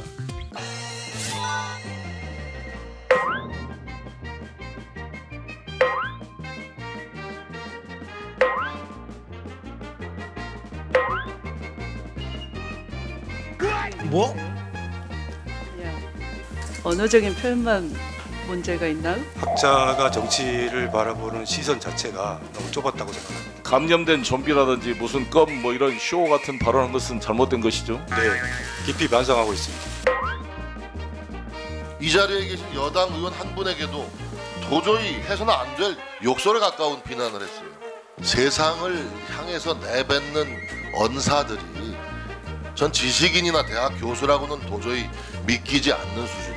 너무나도 거칠고 품위가 없고 분노에 차 있고 CX 무슨 개X 뭐 이 후보자의 정신 상태를 노말하다고 보지 않습니다. 저는 이런 걸 각광증이라고 제가 조어를 만들었는데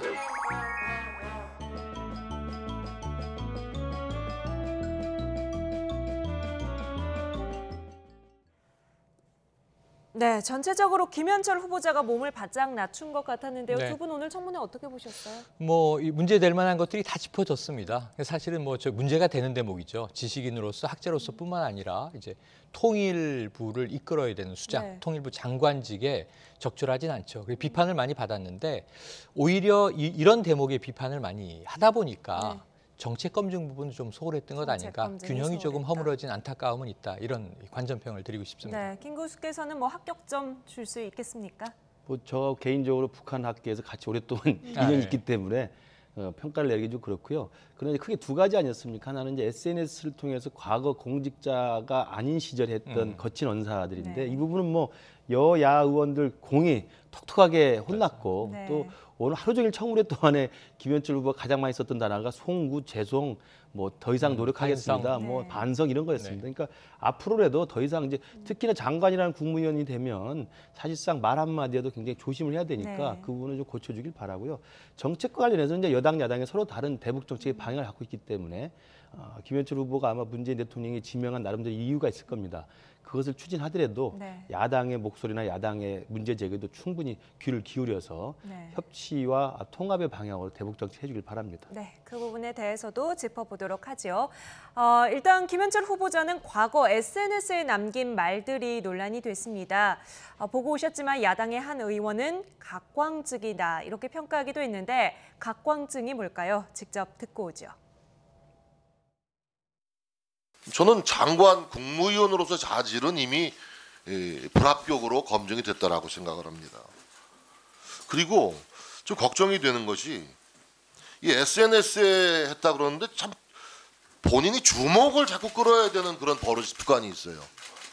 저는 이런 걸 각광증이라고 제가 조어를 만들었는데 왜 그렇게 통일 문제, 남북 문제 연구하시는 분이 모든 정치 현안에 대해서 그렇게 의견을 개진하고 주목을 끌려고 하는지 저는 한마디로 이 후보자의 정신 상태를 노말하다고 보지 않습니다.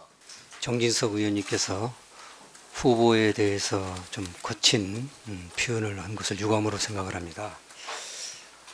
그 발언 중에 정신 상태가 저는 한국말로 바꿔서 쓰겠습니다. 정상이 아니다. 그렇게 표현하셨는데 그건 인권 침해적인 발언이라고 생각을 하는데 네, 김현철 후보자가 SNS에 과격한 언사를 남긴 것이 주목을 끌려는 행동이다. 이게 각광증이다. 이렇게 정진석 의원이 얘기하니까 반대로 후보자에 대한 인권 침해라는 지적이 또 나왔습니다. 먼저 김현철 후보자의 어떤 발언들이 문제가 됐나요? 뭐 모든 정치인에 대해서는 다 한마디씩 한 것 같아요. 네. 그러니까 뭐 지금 김현철 후보를 임명한 문재인 대통령의 당시 민주당 대표 시절에도 군복 입고 쇼를 한다고 이야기했고 추미애 또 민주당 대표는 좀비라는 표현을 썼고요. 김종인 전 비대위원장에 대해서는 사실 씹다 버린 껌이라고 이야기를 했고 안철수 대표 뭐 기타 등등 거의 주요하게 오르내렸던 여야 정치인들에 대해서는 혹독한 그 거친 언사를 좀 내비쳤어요. 네. 저도 그때 당시 조금 심하다는 느낌을 가졌었습니다. 왜냐하면 저게 보시면서, SNS를 할 때 저 같은 경우는 사실 예전부터 굉장히 공직을 준비하지는 않았지만 경호처로 정치 외교 문제에 대해서는 제 견해를 그냥 밝히는 거였거든요. 근데 이제 김현철 후보는 당시도 조금 이제 굉장히 진보적 입장을 가졌던 학자이기 때문에 상당히 거칠게 이야기를 했습니다. 그러나 그 내용들이 지금 정진석 의원 말대로 사실은 일반적인 공직 후보자 입장에서 보면 사실 불가능한 이야기들을 한 거죠. 그러나 그것에 대해서 지금 반성한다고 하니 이 다음에는 다시는 그런 언사나 그런 생각조차도 하지 않기를 바라고 그리고 또 저건 각광증이라기보다는 각광증은 사실 관심을 끌려는 이른바 관종이라는 의미 아니겠습니까? 저는 그것보다는 김현철 후보가 당시 교수 상황에서 그 이야기를 한 것은 각광증보다는 정치적으로 너무 거친 그 의견을 가지고 있는 거예요. 그러니까 상대방에 대해서 그 사람의 어떤 입장과 처지를 이해하기보다는 자기랑 입장이 다르면 그 사람을 비난하는 데 익숙했던 성격이기 때문에 그걸 좀 고쳐주길 바랍니다. 네. 이런 지적들에 대해서 김현철 후보자는 어떻게 받아들이던가요? 송구스럽게 생각한다. 그리고 이제 이번 후보자가 되고 나서 짧은 기간이지만 자신의 어떤 발언에 대해서 성찰하는 시간을 가졌다. 앞으로는 이런 일이 없도록 하겠다라고 했는데 전 주목해본 대목이 있습니다. 아까 인권 침해 논란까지 나왔던 이 정진석 의원의 말이죠. 정신 상태가 노멀하지 않다. 이게 좀 어렵게 말을 풀었는데 정신 상태가 앱노멀하다. 그러니까 비정상이다. 그러니까 이상하다. 이렇게 이제 의역이 될 수 있는 거예요. 그런데 저는 이게 핵심이에요. 김현철 후보가 통일부 장관 후보에 오른 핵심입니다. 뭐냐 하면 지금 그럼 정진석 의원의 시각으로 한번 보면 트럼프 미국 대통령 노멀일까요? 앱노멀일까요? 그럼 김정은 위원장은 노멀일까요? 앱노멀일까요? 그럼 우리 통일부 장관이 상대해야 되는 뭐 김영철 북한 부위원장이라든가 리성권 조평통 위원장이라든가 다 매우 강하고 독특한 거친 캐릭터를 가지고 있거든요. 근데 우리 통일부 장관이나 우리 쪽의 관료들은 너무 얌전한 스타일이었어요. 선비 스타일. 조명균 장관 잘해왔습니다. 그리고 뭐 정의용 국가안보실장 다 이렇게 반듯한 관료들이었거든요. 근데 이번에 어찌 보면 야인을 투입하는 이제 포지션입니다. 그래서 저는 강철비라는 영화에 곽철우라는 인물이 등장하는데요. 배우 곽도원 씨가 연기했죠. 이 외교안보 수석을 맡았는데 그런 인물이 조금은 이 거친 언사를 북한을 향해서 한번 쏘아보면 어떨까요? 저는 한번 기용해 볼 만한 카드다라는 점도 생각을 해보게 됐습니다. 네, 뭐 비슷한 기대였는지 모르겠지만 여당 의원에게서는 창조적인 해법을 좀 내놓기를 바란다. 뭐 이런 이야기가 나오기도 하던데요. 잠시 뒤에 들어보도록 하겠습니다. 일단 장관 후보자 입장에서는 특히 과거로 돌아가서 지우고 싶은 말들이 몇 개가 있을 것 같아요. 일단 아까 언급을 하셨지만 문재인 대통령에게 쇼나 한다 이런 말을 한 적이 있습니다. 물론 당시에는 대통령이 아니었습니다만. 그렇습니다. 아까 장관 후보 청문회에 들어서기 전에 모두 발언할 때 어찌됐든 간에 자신의 발언으로 인해서 상처받는 분에게 진심으로 사과를 드린다 이야기했어요. 네. 거기에는 문재인 대통령도 포함되어 있을 그렇죠. 겁니다. 네. 사실은 문재인 대통령이 임명권자인데 그런 이야기를 했기 때문에 아마 다시 만나서 임명장을 받는다 하더라도 아마 사과를 저는 하는 게 필요하다고 생각을 합니다. 예. 저는 그 부분에 대해서는 김현철 후보자가 할 말이 없다고 보고요. 그렇기 때문에 여당 의원, 야당 의원 할 것 없이 거친 언사 또는 거친 막말에 대해서는 다들 질타를 한 거고요. 우리 저 최평론가님 말씀하신 이것을 이제 트럼프 대통령이나 김정은에게 할 수 있다라고 말씀을 기대를 품어주셨는데 그거하고 좀 다른 것 같아요. 그러니까 이 김현철 후보는 대북 정책에서 상당히 진보적인 편입니다. 그러니까 문재인 대통령이 속해 있는 그런 진영보다도 훨씬 더 제가 볼 때 진보적인 생각을 갖고 있어요. 그러다 보니까 문재인 당시 민주당 대표가 천안함 폭침을 인정하고 군복 입고 천안함 용사들을 위로하는 간 것도 기분 나빠했던 거거든요. 그러니까 훨씬 더 강한 진보성을 갖고 있기 때문에 대북 정책을 하더라도 그건 대통령과 또 내각과 또는 북한과의 관계를 고려해서 좀 신중하기를 바라고 그리고 지금 나왔던 여러 가지 정치인들에 대한 평가를 하면서 나왔던 막말은 대북 정책에 한 것과 상관이 없어요. 그러니까 정치적 견해를 너무 거칠게 표현한 거거든요. 그 부분도 반성하고 다시는 그렇게 하지 않도록 노력을 하길 바랍니다. 네, 하나만 더 짚어보죠. 2016년에는 추미애 의원, 당시 민주당 대표였는데요. 당시 추미애 민주당 대표를 향해서 감염된 좀비라는 표현을 쓴 적이 있습니다. 추미애 당시 대표가 총선을 앞두고 외연 확장을 강조한 것을 비판했던 건데요. 오늘 공교롭게도 청문회장에 추 의원이 앉아 있었죠. 어떤 얘기했을까요? 듣고 오시죠. 마지막으로 감염된 좀비라든지 무슨 껌 뭐 이런 쇼 같은 발언한 것은 잘못된 것이죠. 네, 깊이 반성하고 있습니다. 네, 이런 문제는 제가 아무리 공직자 신분은 아니었습니다만 교수 신분이라 할지라도 좀 적절하지 않다고 생각이 됩니다. 그러나 이제 SNS를 하다 보니까 이런 직접 글로 쓴 게 아니라 SNS에 쓴 겁니까? SNS. 그러니까 SNS 특성상 이런 문제가 생길 수 있다고 보지만 보다 앞으로 신중해야 되고. 후보자는 학자의 언어와 공직자의 언어가 다르다라고 아까 답변을 하시대요. 그래서 언어적인 소양에 대해서 야당 의원님들이 질문을 하셨는데 그게 대해서 그렇게 말씀하셨는데 그러면 지금 야당 의원님들이 후보자를 놓고 길들이기를 하는 겁니까? 아니면 어떻게 느끼세요? 그냥 언어적인 표현만 문제가 있나요? 학자가 정치를 바라보는 시선 자체가 너무 좁았다고 생각합니다. 네, 추미애 의원이 뭐 당시에는 당연히 기분이 많이 상했을 것 같은데 뭐 오늘 사과를 요구하지는 않았습니다. 그보다는 뭐 후보자로서의 포용력 또 내부 갈등을 어떻게 관리할 것인지 이 부분에 대한 우려를 좀 드러내더라고요. 네, 뭐 질문은 그랬습니다만 추미애 의원의 표정이 그렇게 좋아 보이지는 않습니다. 사실은 이제 뭐 불쾌함은 있겠죠. 그런데 저는 이것은 또 이제 여당 의원의 입장에서는 사실 이낙연 총리가 이미 지난주에 대정부 질문에서 김현철 후보자와 관련된 질문을 받고 한 이야기의 범주 내에서 움직이고 있다. 뭐냐면 그 자유인으로 살아온 기간이 길다 보니까 사실은 이게 절도를 넘어서는 언동이 있었다. 이런 점에 대해서 안타깝게 생각한다. 근데 그 부분을 지금 오늘 다 참여하는 자리가 돼버린 거거든요. 그래서 인사청문회가 물론 이러한 인성적인 측면이라든가 자질 이런 것도 분명히 야당의 성토도 받고 본인의 입장을 밝혀야 됩니다만 아까 말씀드린 대로 좀 정책이나 앞으로의 이제 지금 안 그래도 북미 이 비핵화 협상이 교착돼 있는 상황에서의 소신, 전략 이런 것들이 좀 풍부하게 논의되지 못한 점은 아쉬움이 있고요. 그럼에도 불구하고 여당 의원들도 다 비판을 지금 한 번씩 받아본 분들이거든요. 야당 의원들의 성토를 통해서 자신들이 하고 싶은 이야기를 대리전을 했다 이런 생각이 들고 또 한 가지는요. 저는 이게 도마 위에 올라오른 특정 후보만 비판할 게 아니라 막말을 양산하는 곳은 사실 정치권입니다. 근데 지금 학자 지식인의 언동이 아니고 지금 김현철 후보도 당시에 학자 입장이었습니다만 제가 보기엔 SNS에서 시민 논객으로서의 성향을 거칠게 드러냈던 거거든요. 뭐 대한민국 국민이 다 지금 정치 논객 아니겠습니까? 그런 면에서는 정치인들도 스스로 그러한 빌미를 제공한 점을 함께 반성해야 되는 건 아닌가. 국민적 시각에선 그렇게 볼 수도 있다는 생각이 드네요. 네. 그러면 정치인 개개인을 향한 과거 발언이 아니라 이제 본인과 관련이 있는 남북 관계와 관련된 과거 발언들을 조금 살펴보죠.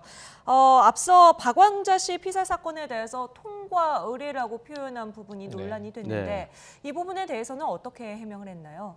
우선 이제 통과 의례라고 당시 이제 교수 신분으로 이제 썼던 대담집에서 이야기를 했던 건데 오늘 답변은 그랬습니다. 일단 송구하게 전반적인 좀 몸을 바짝 낮춘 자세에서 당시에 남과 북에 있었던 여러 가지 충돌 사건, 그다음에 남과 북에 있었던 여러 가지 이런 내용들에 대해서 이것들이 남북 관계를 개선하는 과정에서 진통일 수밖에 없다라는 총괄적인 표현이었다 이렇게 이야기를 한 건데 저 부분에 대해서 야당 쪽에서는 격적인 정치 공세를 폈는데 아마 저는 문재인 대통령한테까지도 거친 말을 했던 김현철 후보자를 임명했던 건 저는 이유가 있다고 봅니다. 저는 결코 낙마시키지 않을 거라고 생각을 하는데 지금 북미 회담 교착 국면에서 문재인 대통령의 생각은 김현철 후보 정도의 좀 더 전향적이고 진보적인 생각을 가진 대북 정책관을 가진 학자가 들어와서 통일부를 쥐고 조금 더 남북 관계에 좀 힘을 좀 쏟아봐라라는 이야기거든요. 그러니까 한미 동맹이나 대북 제재의 틀 안에서 소극적으로 움직이는 것보다는 한미 동맹에 약간 엇박자가 나더라도 김현철 후보 정도의 제재는 좀 무용하다고 할 정도의 제재를 좀 풀려고 하는 의지가 강한 사람이 들어와서 좀 일을 해보라라는 저는 대통령의 정치적 메시지라고 봐요. 그렇기 때문에 야당은 사실은 김현철 후보를 공격하는 게 아니라 문재인 후보를 공격하는 겁니다. 이런 사람을 통일부 장관을 임명했으면 문재인 정부의 대북 정치는 앞으로 뻔할 거 아니냐. 제재 풀고 남북관계 땡기면서 한미 공조는 뒤도 밀리는 게 아니냐. 이런 공격을 하기 때문에 저는 문재인 대통령이 그런 정책에 대해 저도 개인적으로 좀 반대를 합니다만 뭐 대통령 임명권 이렇게 한다는 것은 뭐 이의를 제기할 수가 없어요. 그러면 김현철 장관은 통일부 장관으로서 대통령을 모시고 그 방향에서 하되 야당과의 의견을 충분히 소통하는 게 필요합니다. 그러니까 남북관계 한반도 평화 비핵화 반대할 사람은 없죠. 그러나 그 순서와 조합과 강원의 차이에서는 대통령뿐만 아니라 전반적인 국민 여론에도 귀를 기울이기를 바랍니다. 근데 지금 김 교수님께서도 이제 개인적으로 평가를 하시기를 문재인 대통령보다 더 진보적인 그런 의견을 좀 가지고 있다고 말씀을 하셨거든요. 보수 야당에서는 북한 편향적이다 이렇게까지 평가를 합니다. 가장 이제 그렇다면 우리가 주목하게 되는 게 천안함 사건 또 연평도 포격 도발 사건에 대해서 이 후보자가 어떤 스탠스를 가지고 있느냐를 보게 되는데 이 부분에 대해서는 어떻게 설명을 하던가요? 과거에는 연평도 포격 말고 제일 쟁점은 천안함 침몰이에요. 천안함 침몰에 대해서 이 사건이 발생했을 당시에 몇 가지 가설들이 등장을 했었습니다. 사실은 좌초된 것이냐, 북한의 어뢰에 의해서 격침된 것이냐, 또 다른 혹시 뭐 충돌 사고가 있었던 것이냐, 가설이 파다 있었죠. 하지만 이제 국방부와 정부의 입장은 이 북한 어뢰에 의한 폭침으로 이제 확정이 됐습니다. 그리고 거기에서 이제 또 46명의 전사자가 발생한 사건이란 말이죠. 최근에도 서해 수호의 날이 바로 지난주에 지나가지 않았습니까? 근데 거기에 대해서 여야가 정치적 관점으로 여러 가지 분란들이 있었던 건 사실이에요. 하지만 시간이 흐르면서 지금은 폭침으로 확정이 됐고 이 대목은 문재인 대통령도 대선 과정에서 상당히 보수 진영의 공격을 받았던 대목이에요. 하지만 그 이후로 지금까지 천안함 폭침, 정부 입장을 고수하고 있고 이 부분에 대해서 사실은 제야학자 입장에서는 천안함 폭침을 인정하지 않는 발언을 했던 것이 사실이지만 오늘 청문회에서 천안함은 북한의 폭침으로 본다라고 규정을 했습니다. 이 부분에서는 좀 혼선이 바로 잡아지는 과정에 있다고 보여집니다. 이렇게 말을 바꾼 거 아니냐, 뭐 도리어 그런 논란이 또 있기도 했잖아요. 충분히 이제 그런 비판을 받을 수 있죠. 정치적으로 지금 통일부 장관이 되기 위해서 소신과 말을 바꾼 것 아니냐, 꺾은 것 아니냐. 어찌 보면 함께 했던 진영 내에서는 그러한 비판에 직면할 가능성이 있습니다. 분명히 그렇게 보이고요. 그럼에도 불구하고 아까 김 교수님 말씀하신 대로 이제는 학자 개인, 자유인이 아니고 공직자로서 대한민국의 통일 정책을 끌고 가야 되는 수장이기 때문에 자신 개인의 입장이 소소하긴 어떤 것이든 아까 박왕자 씨 피격 문제도 그렇고요. 해명한 것 자체의 내용이 옳다면 그대로 인정이 됩니다. 특정 사건, 특정 고인을 언급한 것이 아니라 지금 냉전에서 벗어나기 위한 과정에서 남북이 지금 충돌하는 과정을 겪고 있는 것 아니냐. 빨리 이 단계를 넘어서 평화 단계로 가야 되는 것 아니냐라고 하는 취지라면 맥락은 이해가 됩니다만 그럼에도 여러 가지 무리가 있었던 부분들에 대해서는 본인이 다 또 책임을 감수하고 해야 되겠죠. 오늘 청문회장에서 뭐 강한 질타가 있었고 후보자는 몸을 바짝 낮추면서 좀 무거운 분위기에서 진행이 됐습니다만 조금 해프닝도 있었습니다. 후보자가 순간 피고인으로 둔갑하는 네. 그런 순간이 있었는데 바른미래당 박주선 의원의 질의 순서였죠. 그렇습니다. 박주선 의원이 이제 오랫동안 검사 생활을 했기 네. 때문에 아마도 검사에 익숙한 단어로 피고인이란 말이 2번 튀어나왔어요. 그리고 이제 바로 곱 잡았습니다. 네. 죄송하다고 이야기를 하고 네네. 아래에서 막 해프닝이 있었는데 박주선 의원의 무의식 속에는 피고인이라고 느껴질 정도로 굉장히 큰 문제가 있다고 생각했을 수도 있어요. 그러나 네. 그런 생각으로 그렇게 일부러 한 것 같지는 않고 아마 실수로 나왔던 것 같습니다. 네. 그만큼 지금 김현철 후보의 대북관 또는 이념관에 대해서 보수나 중도 쪽의 야당에서는 상당히 좀 우려하는 건 분명한 사실입니다. 네. 그러나 제가 아까 말씀드린 것처럼 대통령이 그 방향으로 가겠다고 임명을 한 것이고 정치적 메시지를 갖고 있기 때문에 지금 북미 상황에서 비핵화도 중요하고 남북관계도 중요하고 한반도 평화도 중요합니다만 또 우리 안보도 중요한 거거든요. 네. 그 안보라는 것은 국민의 생명과 재산을 지켜내는 국군 통수권자와 최고 지도자가 해야 될 일 아니겠습니까? 네. 국무위원도 마찬가지고 그렇다면 실제로 관심을 갖고 있는 남북관계 개선이나 제재 해제 경제협력도 열심히 들여다봐야 되지만 김현철 후보가 앞으로도 국무위원의 한 사람으로서 국민의 생명과 재산을 지키는 안보에 관한 관점 그리고 네. 북한으로부터 도발로부터 어떻게 우리를 막아낼 것인가도 분명히 같이 균형적으로 생각을 해야 될 겁니다. 네, 이제 같이 뭐 가까이서 많이 보셨고 네. 북한 학계에서 보셨던 걸로는 문재인 정부의 기조보다는 조금 더 예, 적극적이고 진보적인 좀 부분을 가지고 있다라고 말씀을 네. 하셨어요. 구체적으로 보면 어떻습니까? 지금 뭐 여러 저서들이 있습니다. 그리고 학자로서 그동안 뭐 발표해온 이야기들이 있죠. 그런데 확실한 건 뭐냐면 이 북한 이 체제를 어떻게 이 남북 화해 평화로 이끌어낼 것인가는 전략과 정책에 대해서는 상당히 좀 연구 과정이 네. 두텁다 이렇게 말씀드릴 수가 있어요. 예. 성균관대에서 정치외교학으로 학사, 석사, 박사를 다 마쳤고요. 네. 그리고 제가 조금 특이하게 보는 대목은 97년부터 2002년 초까지 삼성경제연구소에서 네. 북한 담당 이 수석연구원을 맡고 있었습니다. 예. 그런데 이 시기가 중요한 게 YS 정부 말이거든요. 예. 90년대 중후반 YS 정부 때부터 남북 경협이 급물살을 탑니다. 네. 다만 이게 97년 IMF 때문에 좀 좌초되는 과정이 있고요. 그리고 이제 2002년 이후 참여정부에서는 이 청와대에서 아니죠. 통일부 장관의 네. 정책 자문역을 보좌역을 맡습니다. 특보를 맡았어요. 그러니까 참여정부의 대북 정책에 참여했던 적도 있고 이때 이 김정일 위원장과의 회동에 동석했던 바도 있습니다. 그러니까 사실은 좀 여러 가지 경험들을 가지고 있는 학자예요. 네네. 그냥 제가 보기에는 책상머리 학자만은 아닌 것이죠. 기업연구원에서도 이제 근무를 했었고 남북경협도 연구했었기 때문에 그래서 이런 것들이 다 좀 조합이 돼서 최근에는 이 조명균 통일부 장관과는 완전히 대비가 네. 됩니다.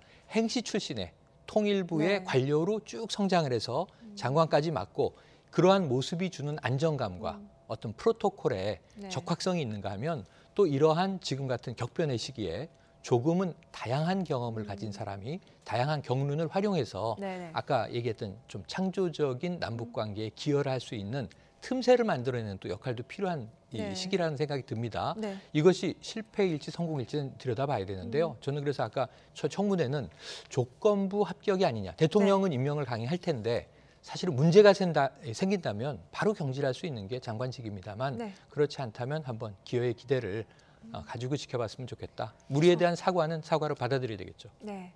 전문성과 현장성을 어쨌든 두루 갖추고 있는 인사다라는 설명인데요.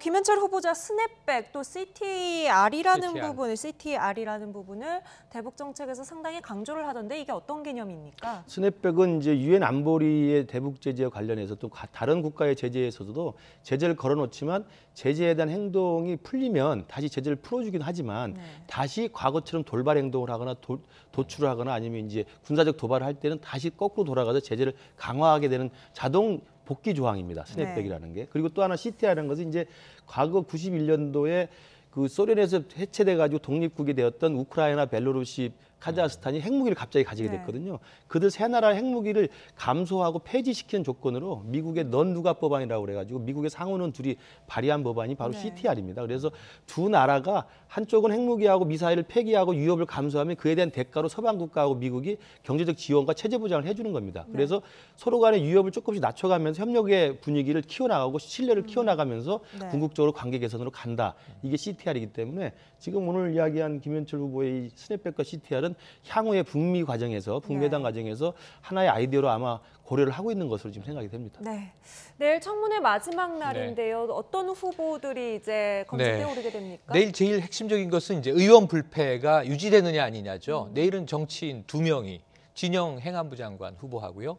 가장 지금 야당이 벼르고 있는 아마 3순위 정도가 1순위가 김현철 후보고 2순위가 어제 청문회를 했던 최정호 국토부 장관 후보라면 3순위가 지금 박영선 중소벤처기업부 장관 후보입니다. 근데 내일 박영선 이제 의원 후보가 청문회에 오르게 되죠. 그리고 한 명은 조동호 카이스트 교수인데 이분은 우리가 알다시피 과학기술정보통신부 장관 후보자입니다. 근데 조동호 후보자는 흠결이 없을 것 같았으나 최근에 이제 일부 또 언론 검증에서 드러난 사실이 있기 때문에 내일이 저는 정치인 대 정치인의 격돌로 이 마지막 날이고 사흘째인데 가장 뜨겁지 않을까 전망을 해봅니다. 네, 자질과 자격을 갖추기가 참 어렵다는 걸 청문회를 지켜보면서 느낍니다. 그래도 대통령과 함께 정책을 세우고 나라를 운영할 장관 후보자라면 현미경 검증 잘 통과해야겠죠. 내일 마지막 청문회까지 지켜보겠습니다. 다음 이슈 넘어가기 전에 김근식 교수 먼저 인사드리죠. 오늘 도움 말씀 감사합니다. 감사합니다. 네, 이제 말 그대로 충격과 공포를 안겨주었던 범죄의 전모를 짚어볼까 합니다. 이른바 청담동 주식부자 이희진 씨 부모 피살 사건의 주범 김다운이 오늘 검찰로 송치됐죠. 사건 초반의 미스터리가 하나씩 풀리고 있지만 이제 검찰 몫으로 넘어간 의문점도 많습니다. 주제어 먼저 보고 오시죠.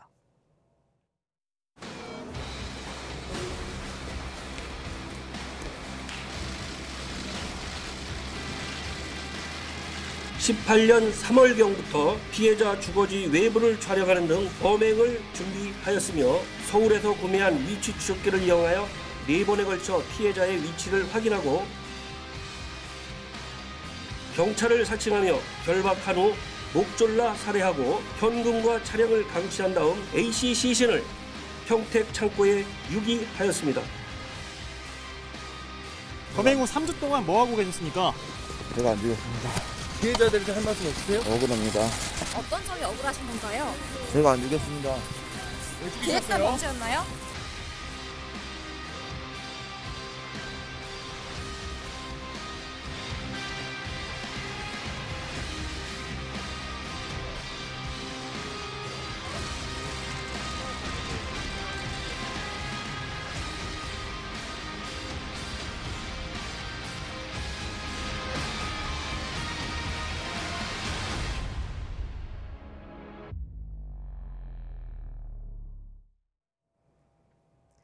네, 사건을 재구성해보기 위해서 국내 1호 프로파일러죠. 배상훈 전 서울지방경찰청 범죄심리분석관 모셨습니다. 안녕하세요. 안녕하세요. 네, 일단 피의자 김다운은 공범들이 우발적으로 살인한 거다 계속해서 주장하고 있습니다만 경찰의 최종 판단은 다른 거죠. 예, 1년 전부터 돈을 노리고 치밀한 계획에 의해서 그리고 또 공범들을 고용해갖고 청부살인범들을 고용해서 한 강도살인이라는 게 경찰의 판단입니다. 계획적인 강도살인이다. 네, 그럼 경찰의 수사 결과 발표를 직접 들어보고 오겠습니다.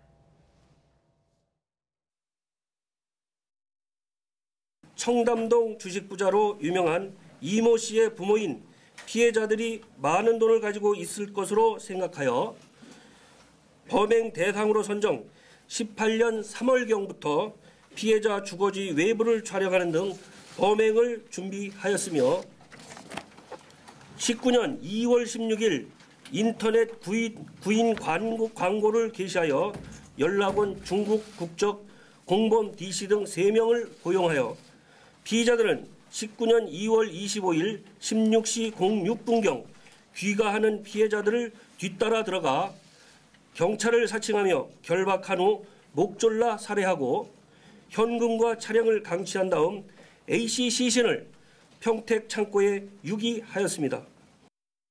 경찰은 당초에 계획범죄로 의심하고 있는데 여기에 대해서 어떻게 생각하시나요? 일정 부분 계획이 있었는데 제가 죽이진 않았습니다.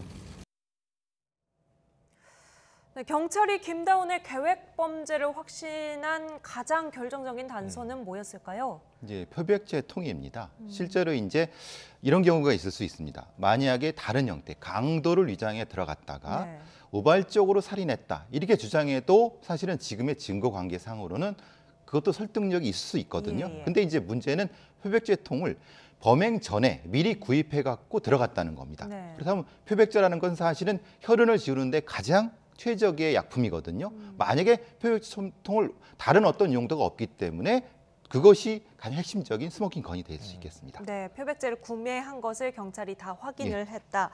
피해자는 1년여 전부터 이 피해자들 주변을 맴돌았다고 하던데요. 맞습니다. 그러니까 이게 계획범죄라는 정황은 처음에는 한 달 전으로 거슬러 올라갔죠. 뭐냐면은 인력 고용 공고를 낸 겁니다. 그래서 이제 중국 교포 3명을 고용을 했죠. 경호인력이라는 이름으로 고용을 했고 이 사건 당일날은 마치 수사관을 사칭해서 위조된 압수수색 영장을 들고 밀고 들어갔다가 공범들이 살해했다. 이게 지금 피의자 김 씨의 주장이었는데 더 놀라운 정황은 1년 전으로 거슬러 올라갑니다. 지난해 3월에 이미 이 씨의 부모를 미행했던 정황.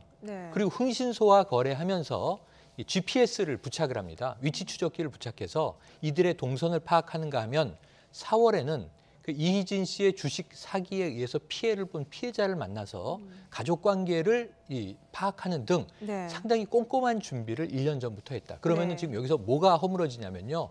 나는 이 이희진 씨의 아버지에게 2천만 원 주식 투자했다가 받지 못해서 그거 받으러 갔다가 우발적으로 벌어진 정황이다라는 건데 1년 동안 들인 돈이 2천만 원을 훨씬 넘을 그런 그걸 상황입니다. 받기 위해서 1년 동안 따라다녔다는 거는 이제 상식적으로 납득이 어렵다는 거죠. 보면 미행이나 이런 부분도 다 이제 위법한 것 아니겠습니까? 그렇다면 이 김다운에게 적용되는 혐의는 어떤 것들일까요? 가장 핵심적인 건 강도살인입니다. 그러니까 돈을 목적으로 살인을 하게 된 것이고요. 물론 그것이 손을차가 바뀌어도 상관없습니다. 그다음에 이제 사체 유기. 그러니까 평택에 있는 그 어떤 창고에 거기 사체를 유기했고요. 또한 장롱에도 유기를 했고 그다음에 위치정보법입니다. 그러니까 위치 추적기를 사적으로 달아갖고 그것을 운영했다고 하는 자체가 위치정보법 위반이고요. 그다음에 주거침입 부분은 사진을 찍었습니다. 말하자면 1년 전부터 쫓아다니면서 사진을 찍었기 때문에 주거의 안정을 해치는 거죠. 그러니까 이런 것들이 사실 아까 평론가님 말씀하신 것처럼 주도 면밀하게 1년 전부터 계획했다는 것이 드러나는. 그래서 이것을 다 공소사실로 송치하게 된 겁니다. 네, 보면은 사건 구석구석 이상한 부분들이 정말 많습니다. 일단 뭐 우발적으로 범인이 주장하는 것처럼 공범들이 살해를 했다고 하더라도 이후에 차남을 납치할 계획을 세웠다든지 또 어머니를 본인이 이제 한 피해자를 가장해가지고 아들과 문자를 주고받았다 이런 부분들은 사실 납득하기 어렵거든요. 그러니까 이제 피의자 김 씨는 무슨 진술을 했었냐면요. 그럼 왜 이희진 씨 동생을 만났는가? 이게 사실은 검거되기 직전에 만납니다. 그런데 이제 이 어머니가 마치 이제 외국에서 온 청년 사업가를 만나보라는 식으로 자신이 어머니의 핸드폰으로 아들에게 문자를 보내놓고 자기가 만난 거예요. 식사하고 헤어졌다고 합니다. 별 이야기도 나누지 못하고 본인은 유족에게 사죄하려고 했다. 그런데 그 사죄를 하는 것에 실패해서 그다음에 밀항을 시도했다. 좀 오락가락한 정황 진술을 해요. 팩트는 아직 확인되지 않았습니다만. 그런데 저는 경찰 발표에서 제일 미스테리 하나는 이 5억 원이 있는 줄 모르고 진입했다라는 대목이에요. 사실은 5억 원을 강탈해 나오거든요. 강도 살인입니다. 그런데 5억 원이 공교롭게도 그날 15억 부가티를 판 대금 중에 현찰로 5억 원을 가방에 넣어 들고 온 게 부모님의 집이에요. 10억 원은 동생에게 이제 계좌이체가 된 겁니다. 근데 그 상황에서 하필 그 타이밍에 적확하게 맞아 들어와요. 들어오자마자 바로 범행이 들어오자마자 범행이 이루어졌다는 것이고 가방은 사실은 이 피의자 김 씨가 가져갔는데 처음에는 이제 이 달아난 공범들이 가져갔다고 본인은 1,800만 원만 챙겨놓으라 이렇게 얘기했었죠. 근데 이 거짓말인 게 다 드러났거든요.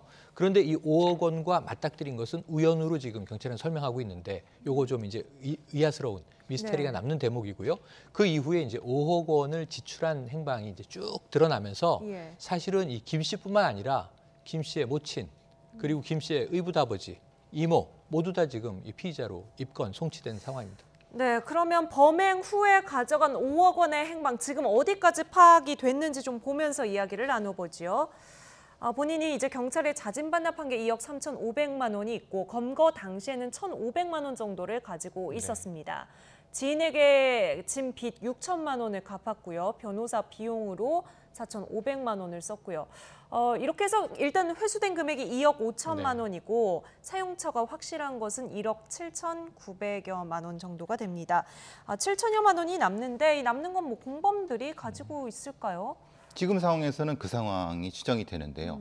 근데 좀 애매한 부분이 있습니다. 네네. 7천만 원이 공범들이 가져갔다고 하면은 사실은 한 가방에 있는데 5억 원 현금이 그러면은 자기가 7천만 원을 세서 가져갔진 않았을 거고 네. 마구잡이로 가져갔다고 해서 그것을 뭐 급하게 가져갔다. 이것도 성립이 안 되는 게 실제 범행 시작 시간은 4시입니다. 4시 조금 지나서고요. 그리고 공범들이 그 집을 나선 시간이 10시 10분입니다. 네. 그러면 5시간 반 정도가 그 안에서 있었다는 건데 실제로 살인이 이루어지는 것은 사실은 한 20분도 안 걸릴 겁니다. 실제로는. 그런데 그 4시간 넘게 뭘 하고 있었는가가 실제는 경찰은 얘기하고 있지 않습니다. 그리고 그것은 사실은 공범들이 7천만 원만 가져갔을까라고 하는 의심이 되는 거고 사실은 그 재구성이 지금 돼야 되는 거고요. 연동돼 갖고 지금 범행 흉기가 발견되고 있지 않습니다. 그러니까 말하자면 그 지금 김다운 씨의 어떤 자기 차에서 흉기가 발견됐는데 그것은 사용된 건 아닙니다. 범행에 사용된 건 아니고. 사용된 거는 혈흔이 묻고 유전자가 있어야 되는데 그건 묻지 않았습니다. 그러면 흉기가 없는 상태에서 어떻게 재구성이 안 되기 때문에 사실은 김다우 씨는 계속 그렇게 주장하는 거거든요. 재구성을 못하니까 사실은 기소가 돼도 사실은 법정에서 치열하게 논쟁할 수밖에 없는 거거든요. 그러면 아까 말씀드린 7천만 원을 어떻게 가져갔을까? 왜 가져갔을까? 그리고 미리 어떤 예매를 했을까? 이게 다 연동되는 부분이기 때문에 저는 7천만 원만 가져갔을까라는 것에 퀘스천 마크. 아직은 잘 모르겠습니다. 아직은 끼워 맞춰야 할 퍼즐이 많은 것 같습니다. 그런가 하면 뭐 시신을 처리하는 데 있어서 친구의 도움을 요청하고 이 친구가 이제 본인이 지금 바로 도와줄 수가 없으니까 뭐 전혀 남남인 지인을 대신 보내기도 하거든요. 그러니까 1년 동안 범행을 꾸준히 준비를 했다고 하기에는 범행 이후의 처리 상황들이 뭔가 이렇게 유기적으로 진행되지가 않는 것 같은데요. 그렇죠. 성격이 다른 두 집단이 들어오는 거죠. 4명이서 범행을 했는데 거기서 무엇인가 부족하거나 무엇인가가 균형이 안 맞아갖고 3명은 빠르게 이동을 합니다. 10시 지나서. 근데 바로 그 시간 한 10분에서 20분 사이에 지인 둘이 오게 됩니다. 그것도 미리 연락된 지인이 아니라 건너서 연락된 지인이기 때문에 지인이죠. 그러니까 지인이죠. 그러니까 말씀하신 것처럼 이게 실제로 그럼 친밀한 계획 범죄가 맞느냐라고 하는 것은 경찰은 여기 설명을 못 하고 있는 거고요. 다만 앞쪽에 3명은 계획은 맞다. 근데 뒤쪽에 2명은 어떤 돌발적인 상황 때문에 생긴 것이 아닐까. 실제로 여러 가지 범죄 상황에서 돌발 상황이 생길 수 있거든요.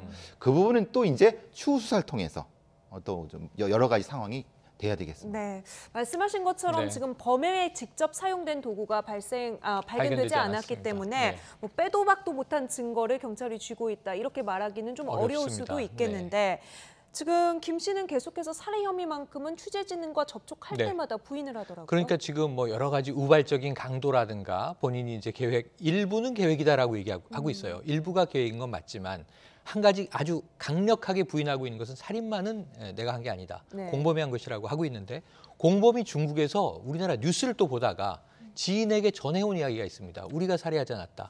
그럼 여기서 뭔가 말이 맞춰져야 되는데 이 아까 돈 문제만 해도 납득되지 않는 게 많아요. 이 3명의 공범 중에 1명은 정주형 중국 교포들이었단 말이에요. 근데 가족까지 중국으로 이주를 시켜요. 미리 이제 내보냅니다. 비용이 들지 않습니까? 항공권부터. 그러면 성금 없이 착수금에 대한 혹은 내가 얼마를 보상으로 받게 되리라는 계산 없이 이런 일을 저지르기는 쉽지 않고 한 명의 공범은 도주하는 과정에 친구에게 20만 원 있느냐.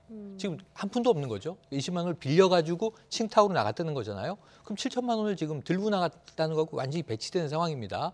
그리고 또 이제 이 어머니가 이 범인 김 씨의 어머니가 2억 3천만 원을 경찰서에 들고 왔을 때 이 중에 한 다발은 중국의 위안화였어요. 그럼 이게 애초에 이 스포츠 가방에 담긴 돈은 이 그 중고 슈퍼카 거래 매매자가 준 것인데 그 안에 왜 중국 화폐는 섞여 있었을까? 여러 가지가 지금 하나하나 디테일을 보면 맞지 않는 대목들이 너무 많거든요. 그래서 이 부분에 대해서 아까 말씀하신 대로 재구성이 완벽하게 성립이 되어야 이 김 씨의 의도와 그리고 범행의 내용이 결과적으로 확인되지 않겠는가. 경찰이 좀 메꿔야 될 부분이 아직은 많아 보입니다.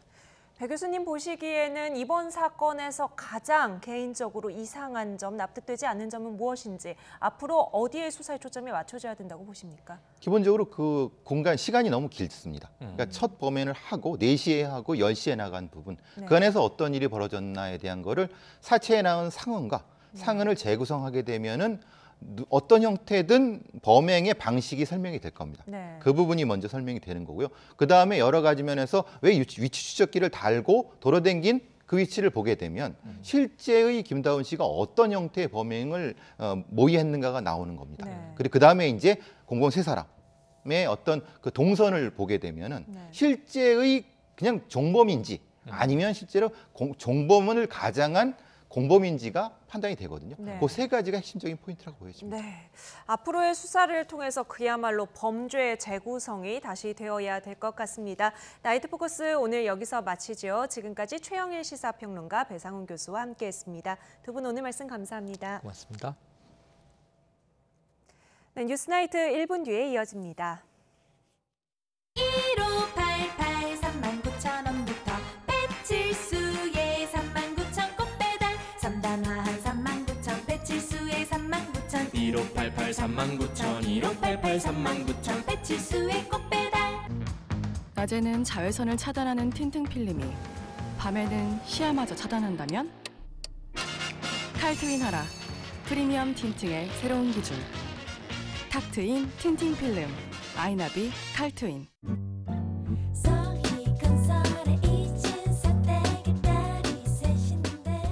서희건설, 지역주택조합 잘하는 거 아시죠? 거품이 쫙 빠진 착한 가격, 고객의 니즈를 반영한 맞춤 설계. 내 집 마련의 꿈이 이루어집니다. 지금 바로 오세요. 전국 100여 개 모델 하우스와 서희 고집이 여러분을 기다립니다. 서희 스타일스, 서희건설.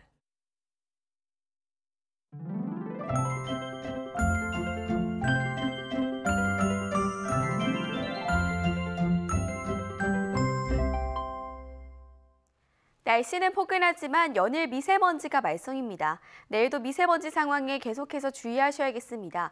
대기가 정체된 데다 중국발 스모그가 유입되면서 내일도 전국 대부분 지역의 미세먼지 농도가 나쁨 수준 보이겠습니다. 미세먼지용 마스크 착용하셔야겠습니다. 오늘 서울의 한낮 기온은 17.6도까지 오르면서 올해 들어서 가장 높았는데요. 내일도 예년보다 포근한 봄 날씨가 이어지겠습니다. 아침 기온은 8도로 오늘보다 조금 높겠고 낮 기온은 14도로 오늘보다는 조금 낮겠지만 예년보다 2도가량 높겠습니다. 내일 전국적으로 구름 많은 날씨가 이어지겠습니다. 다만 내일 아침부터 오후 사이 경기와 강원 영서, 충북 북부 지역에는 5mm 미만의 비가 조금 내리겠고요. 그 밖에 내륙에는 빗방울이 떨어지는 곳이 있겠습니다. 내일 아침 기온은 오늘과 비슷하거나 조금 더 높겠습니다. 서울 아침 기온 8도, 광주 8도, 대구 6도, 부산 11도로 예상되고요. 낮 기온은 오늘과 비슷하겠습니다. 서울 낮 기온 14도, 광주 20도, 대구 22도, 부산 19도로 예상됩니다. 당분간 온화한 봄 날씨가 계속되겠고요. 모레는 동해안에, 주말 오후에는 중북부 지방에 비 소식이 있습니다. 지금까지 날씨 정보였습니다. 화요일 뉴스나이트 마칩니다. 편안한 밤 보내십시오.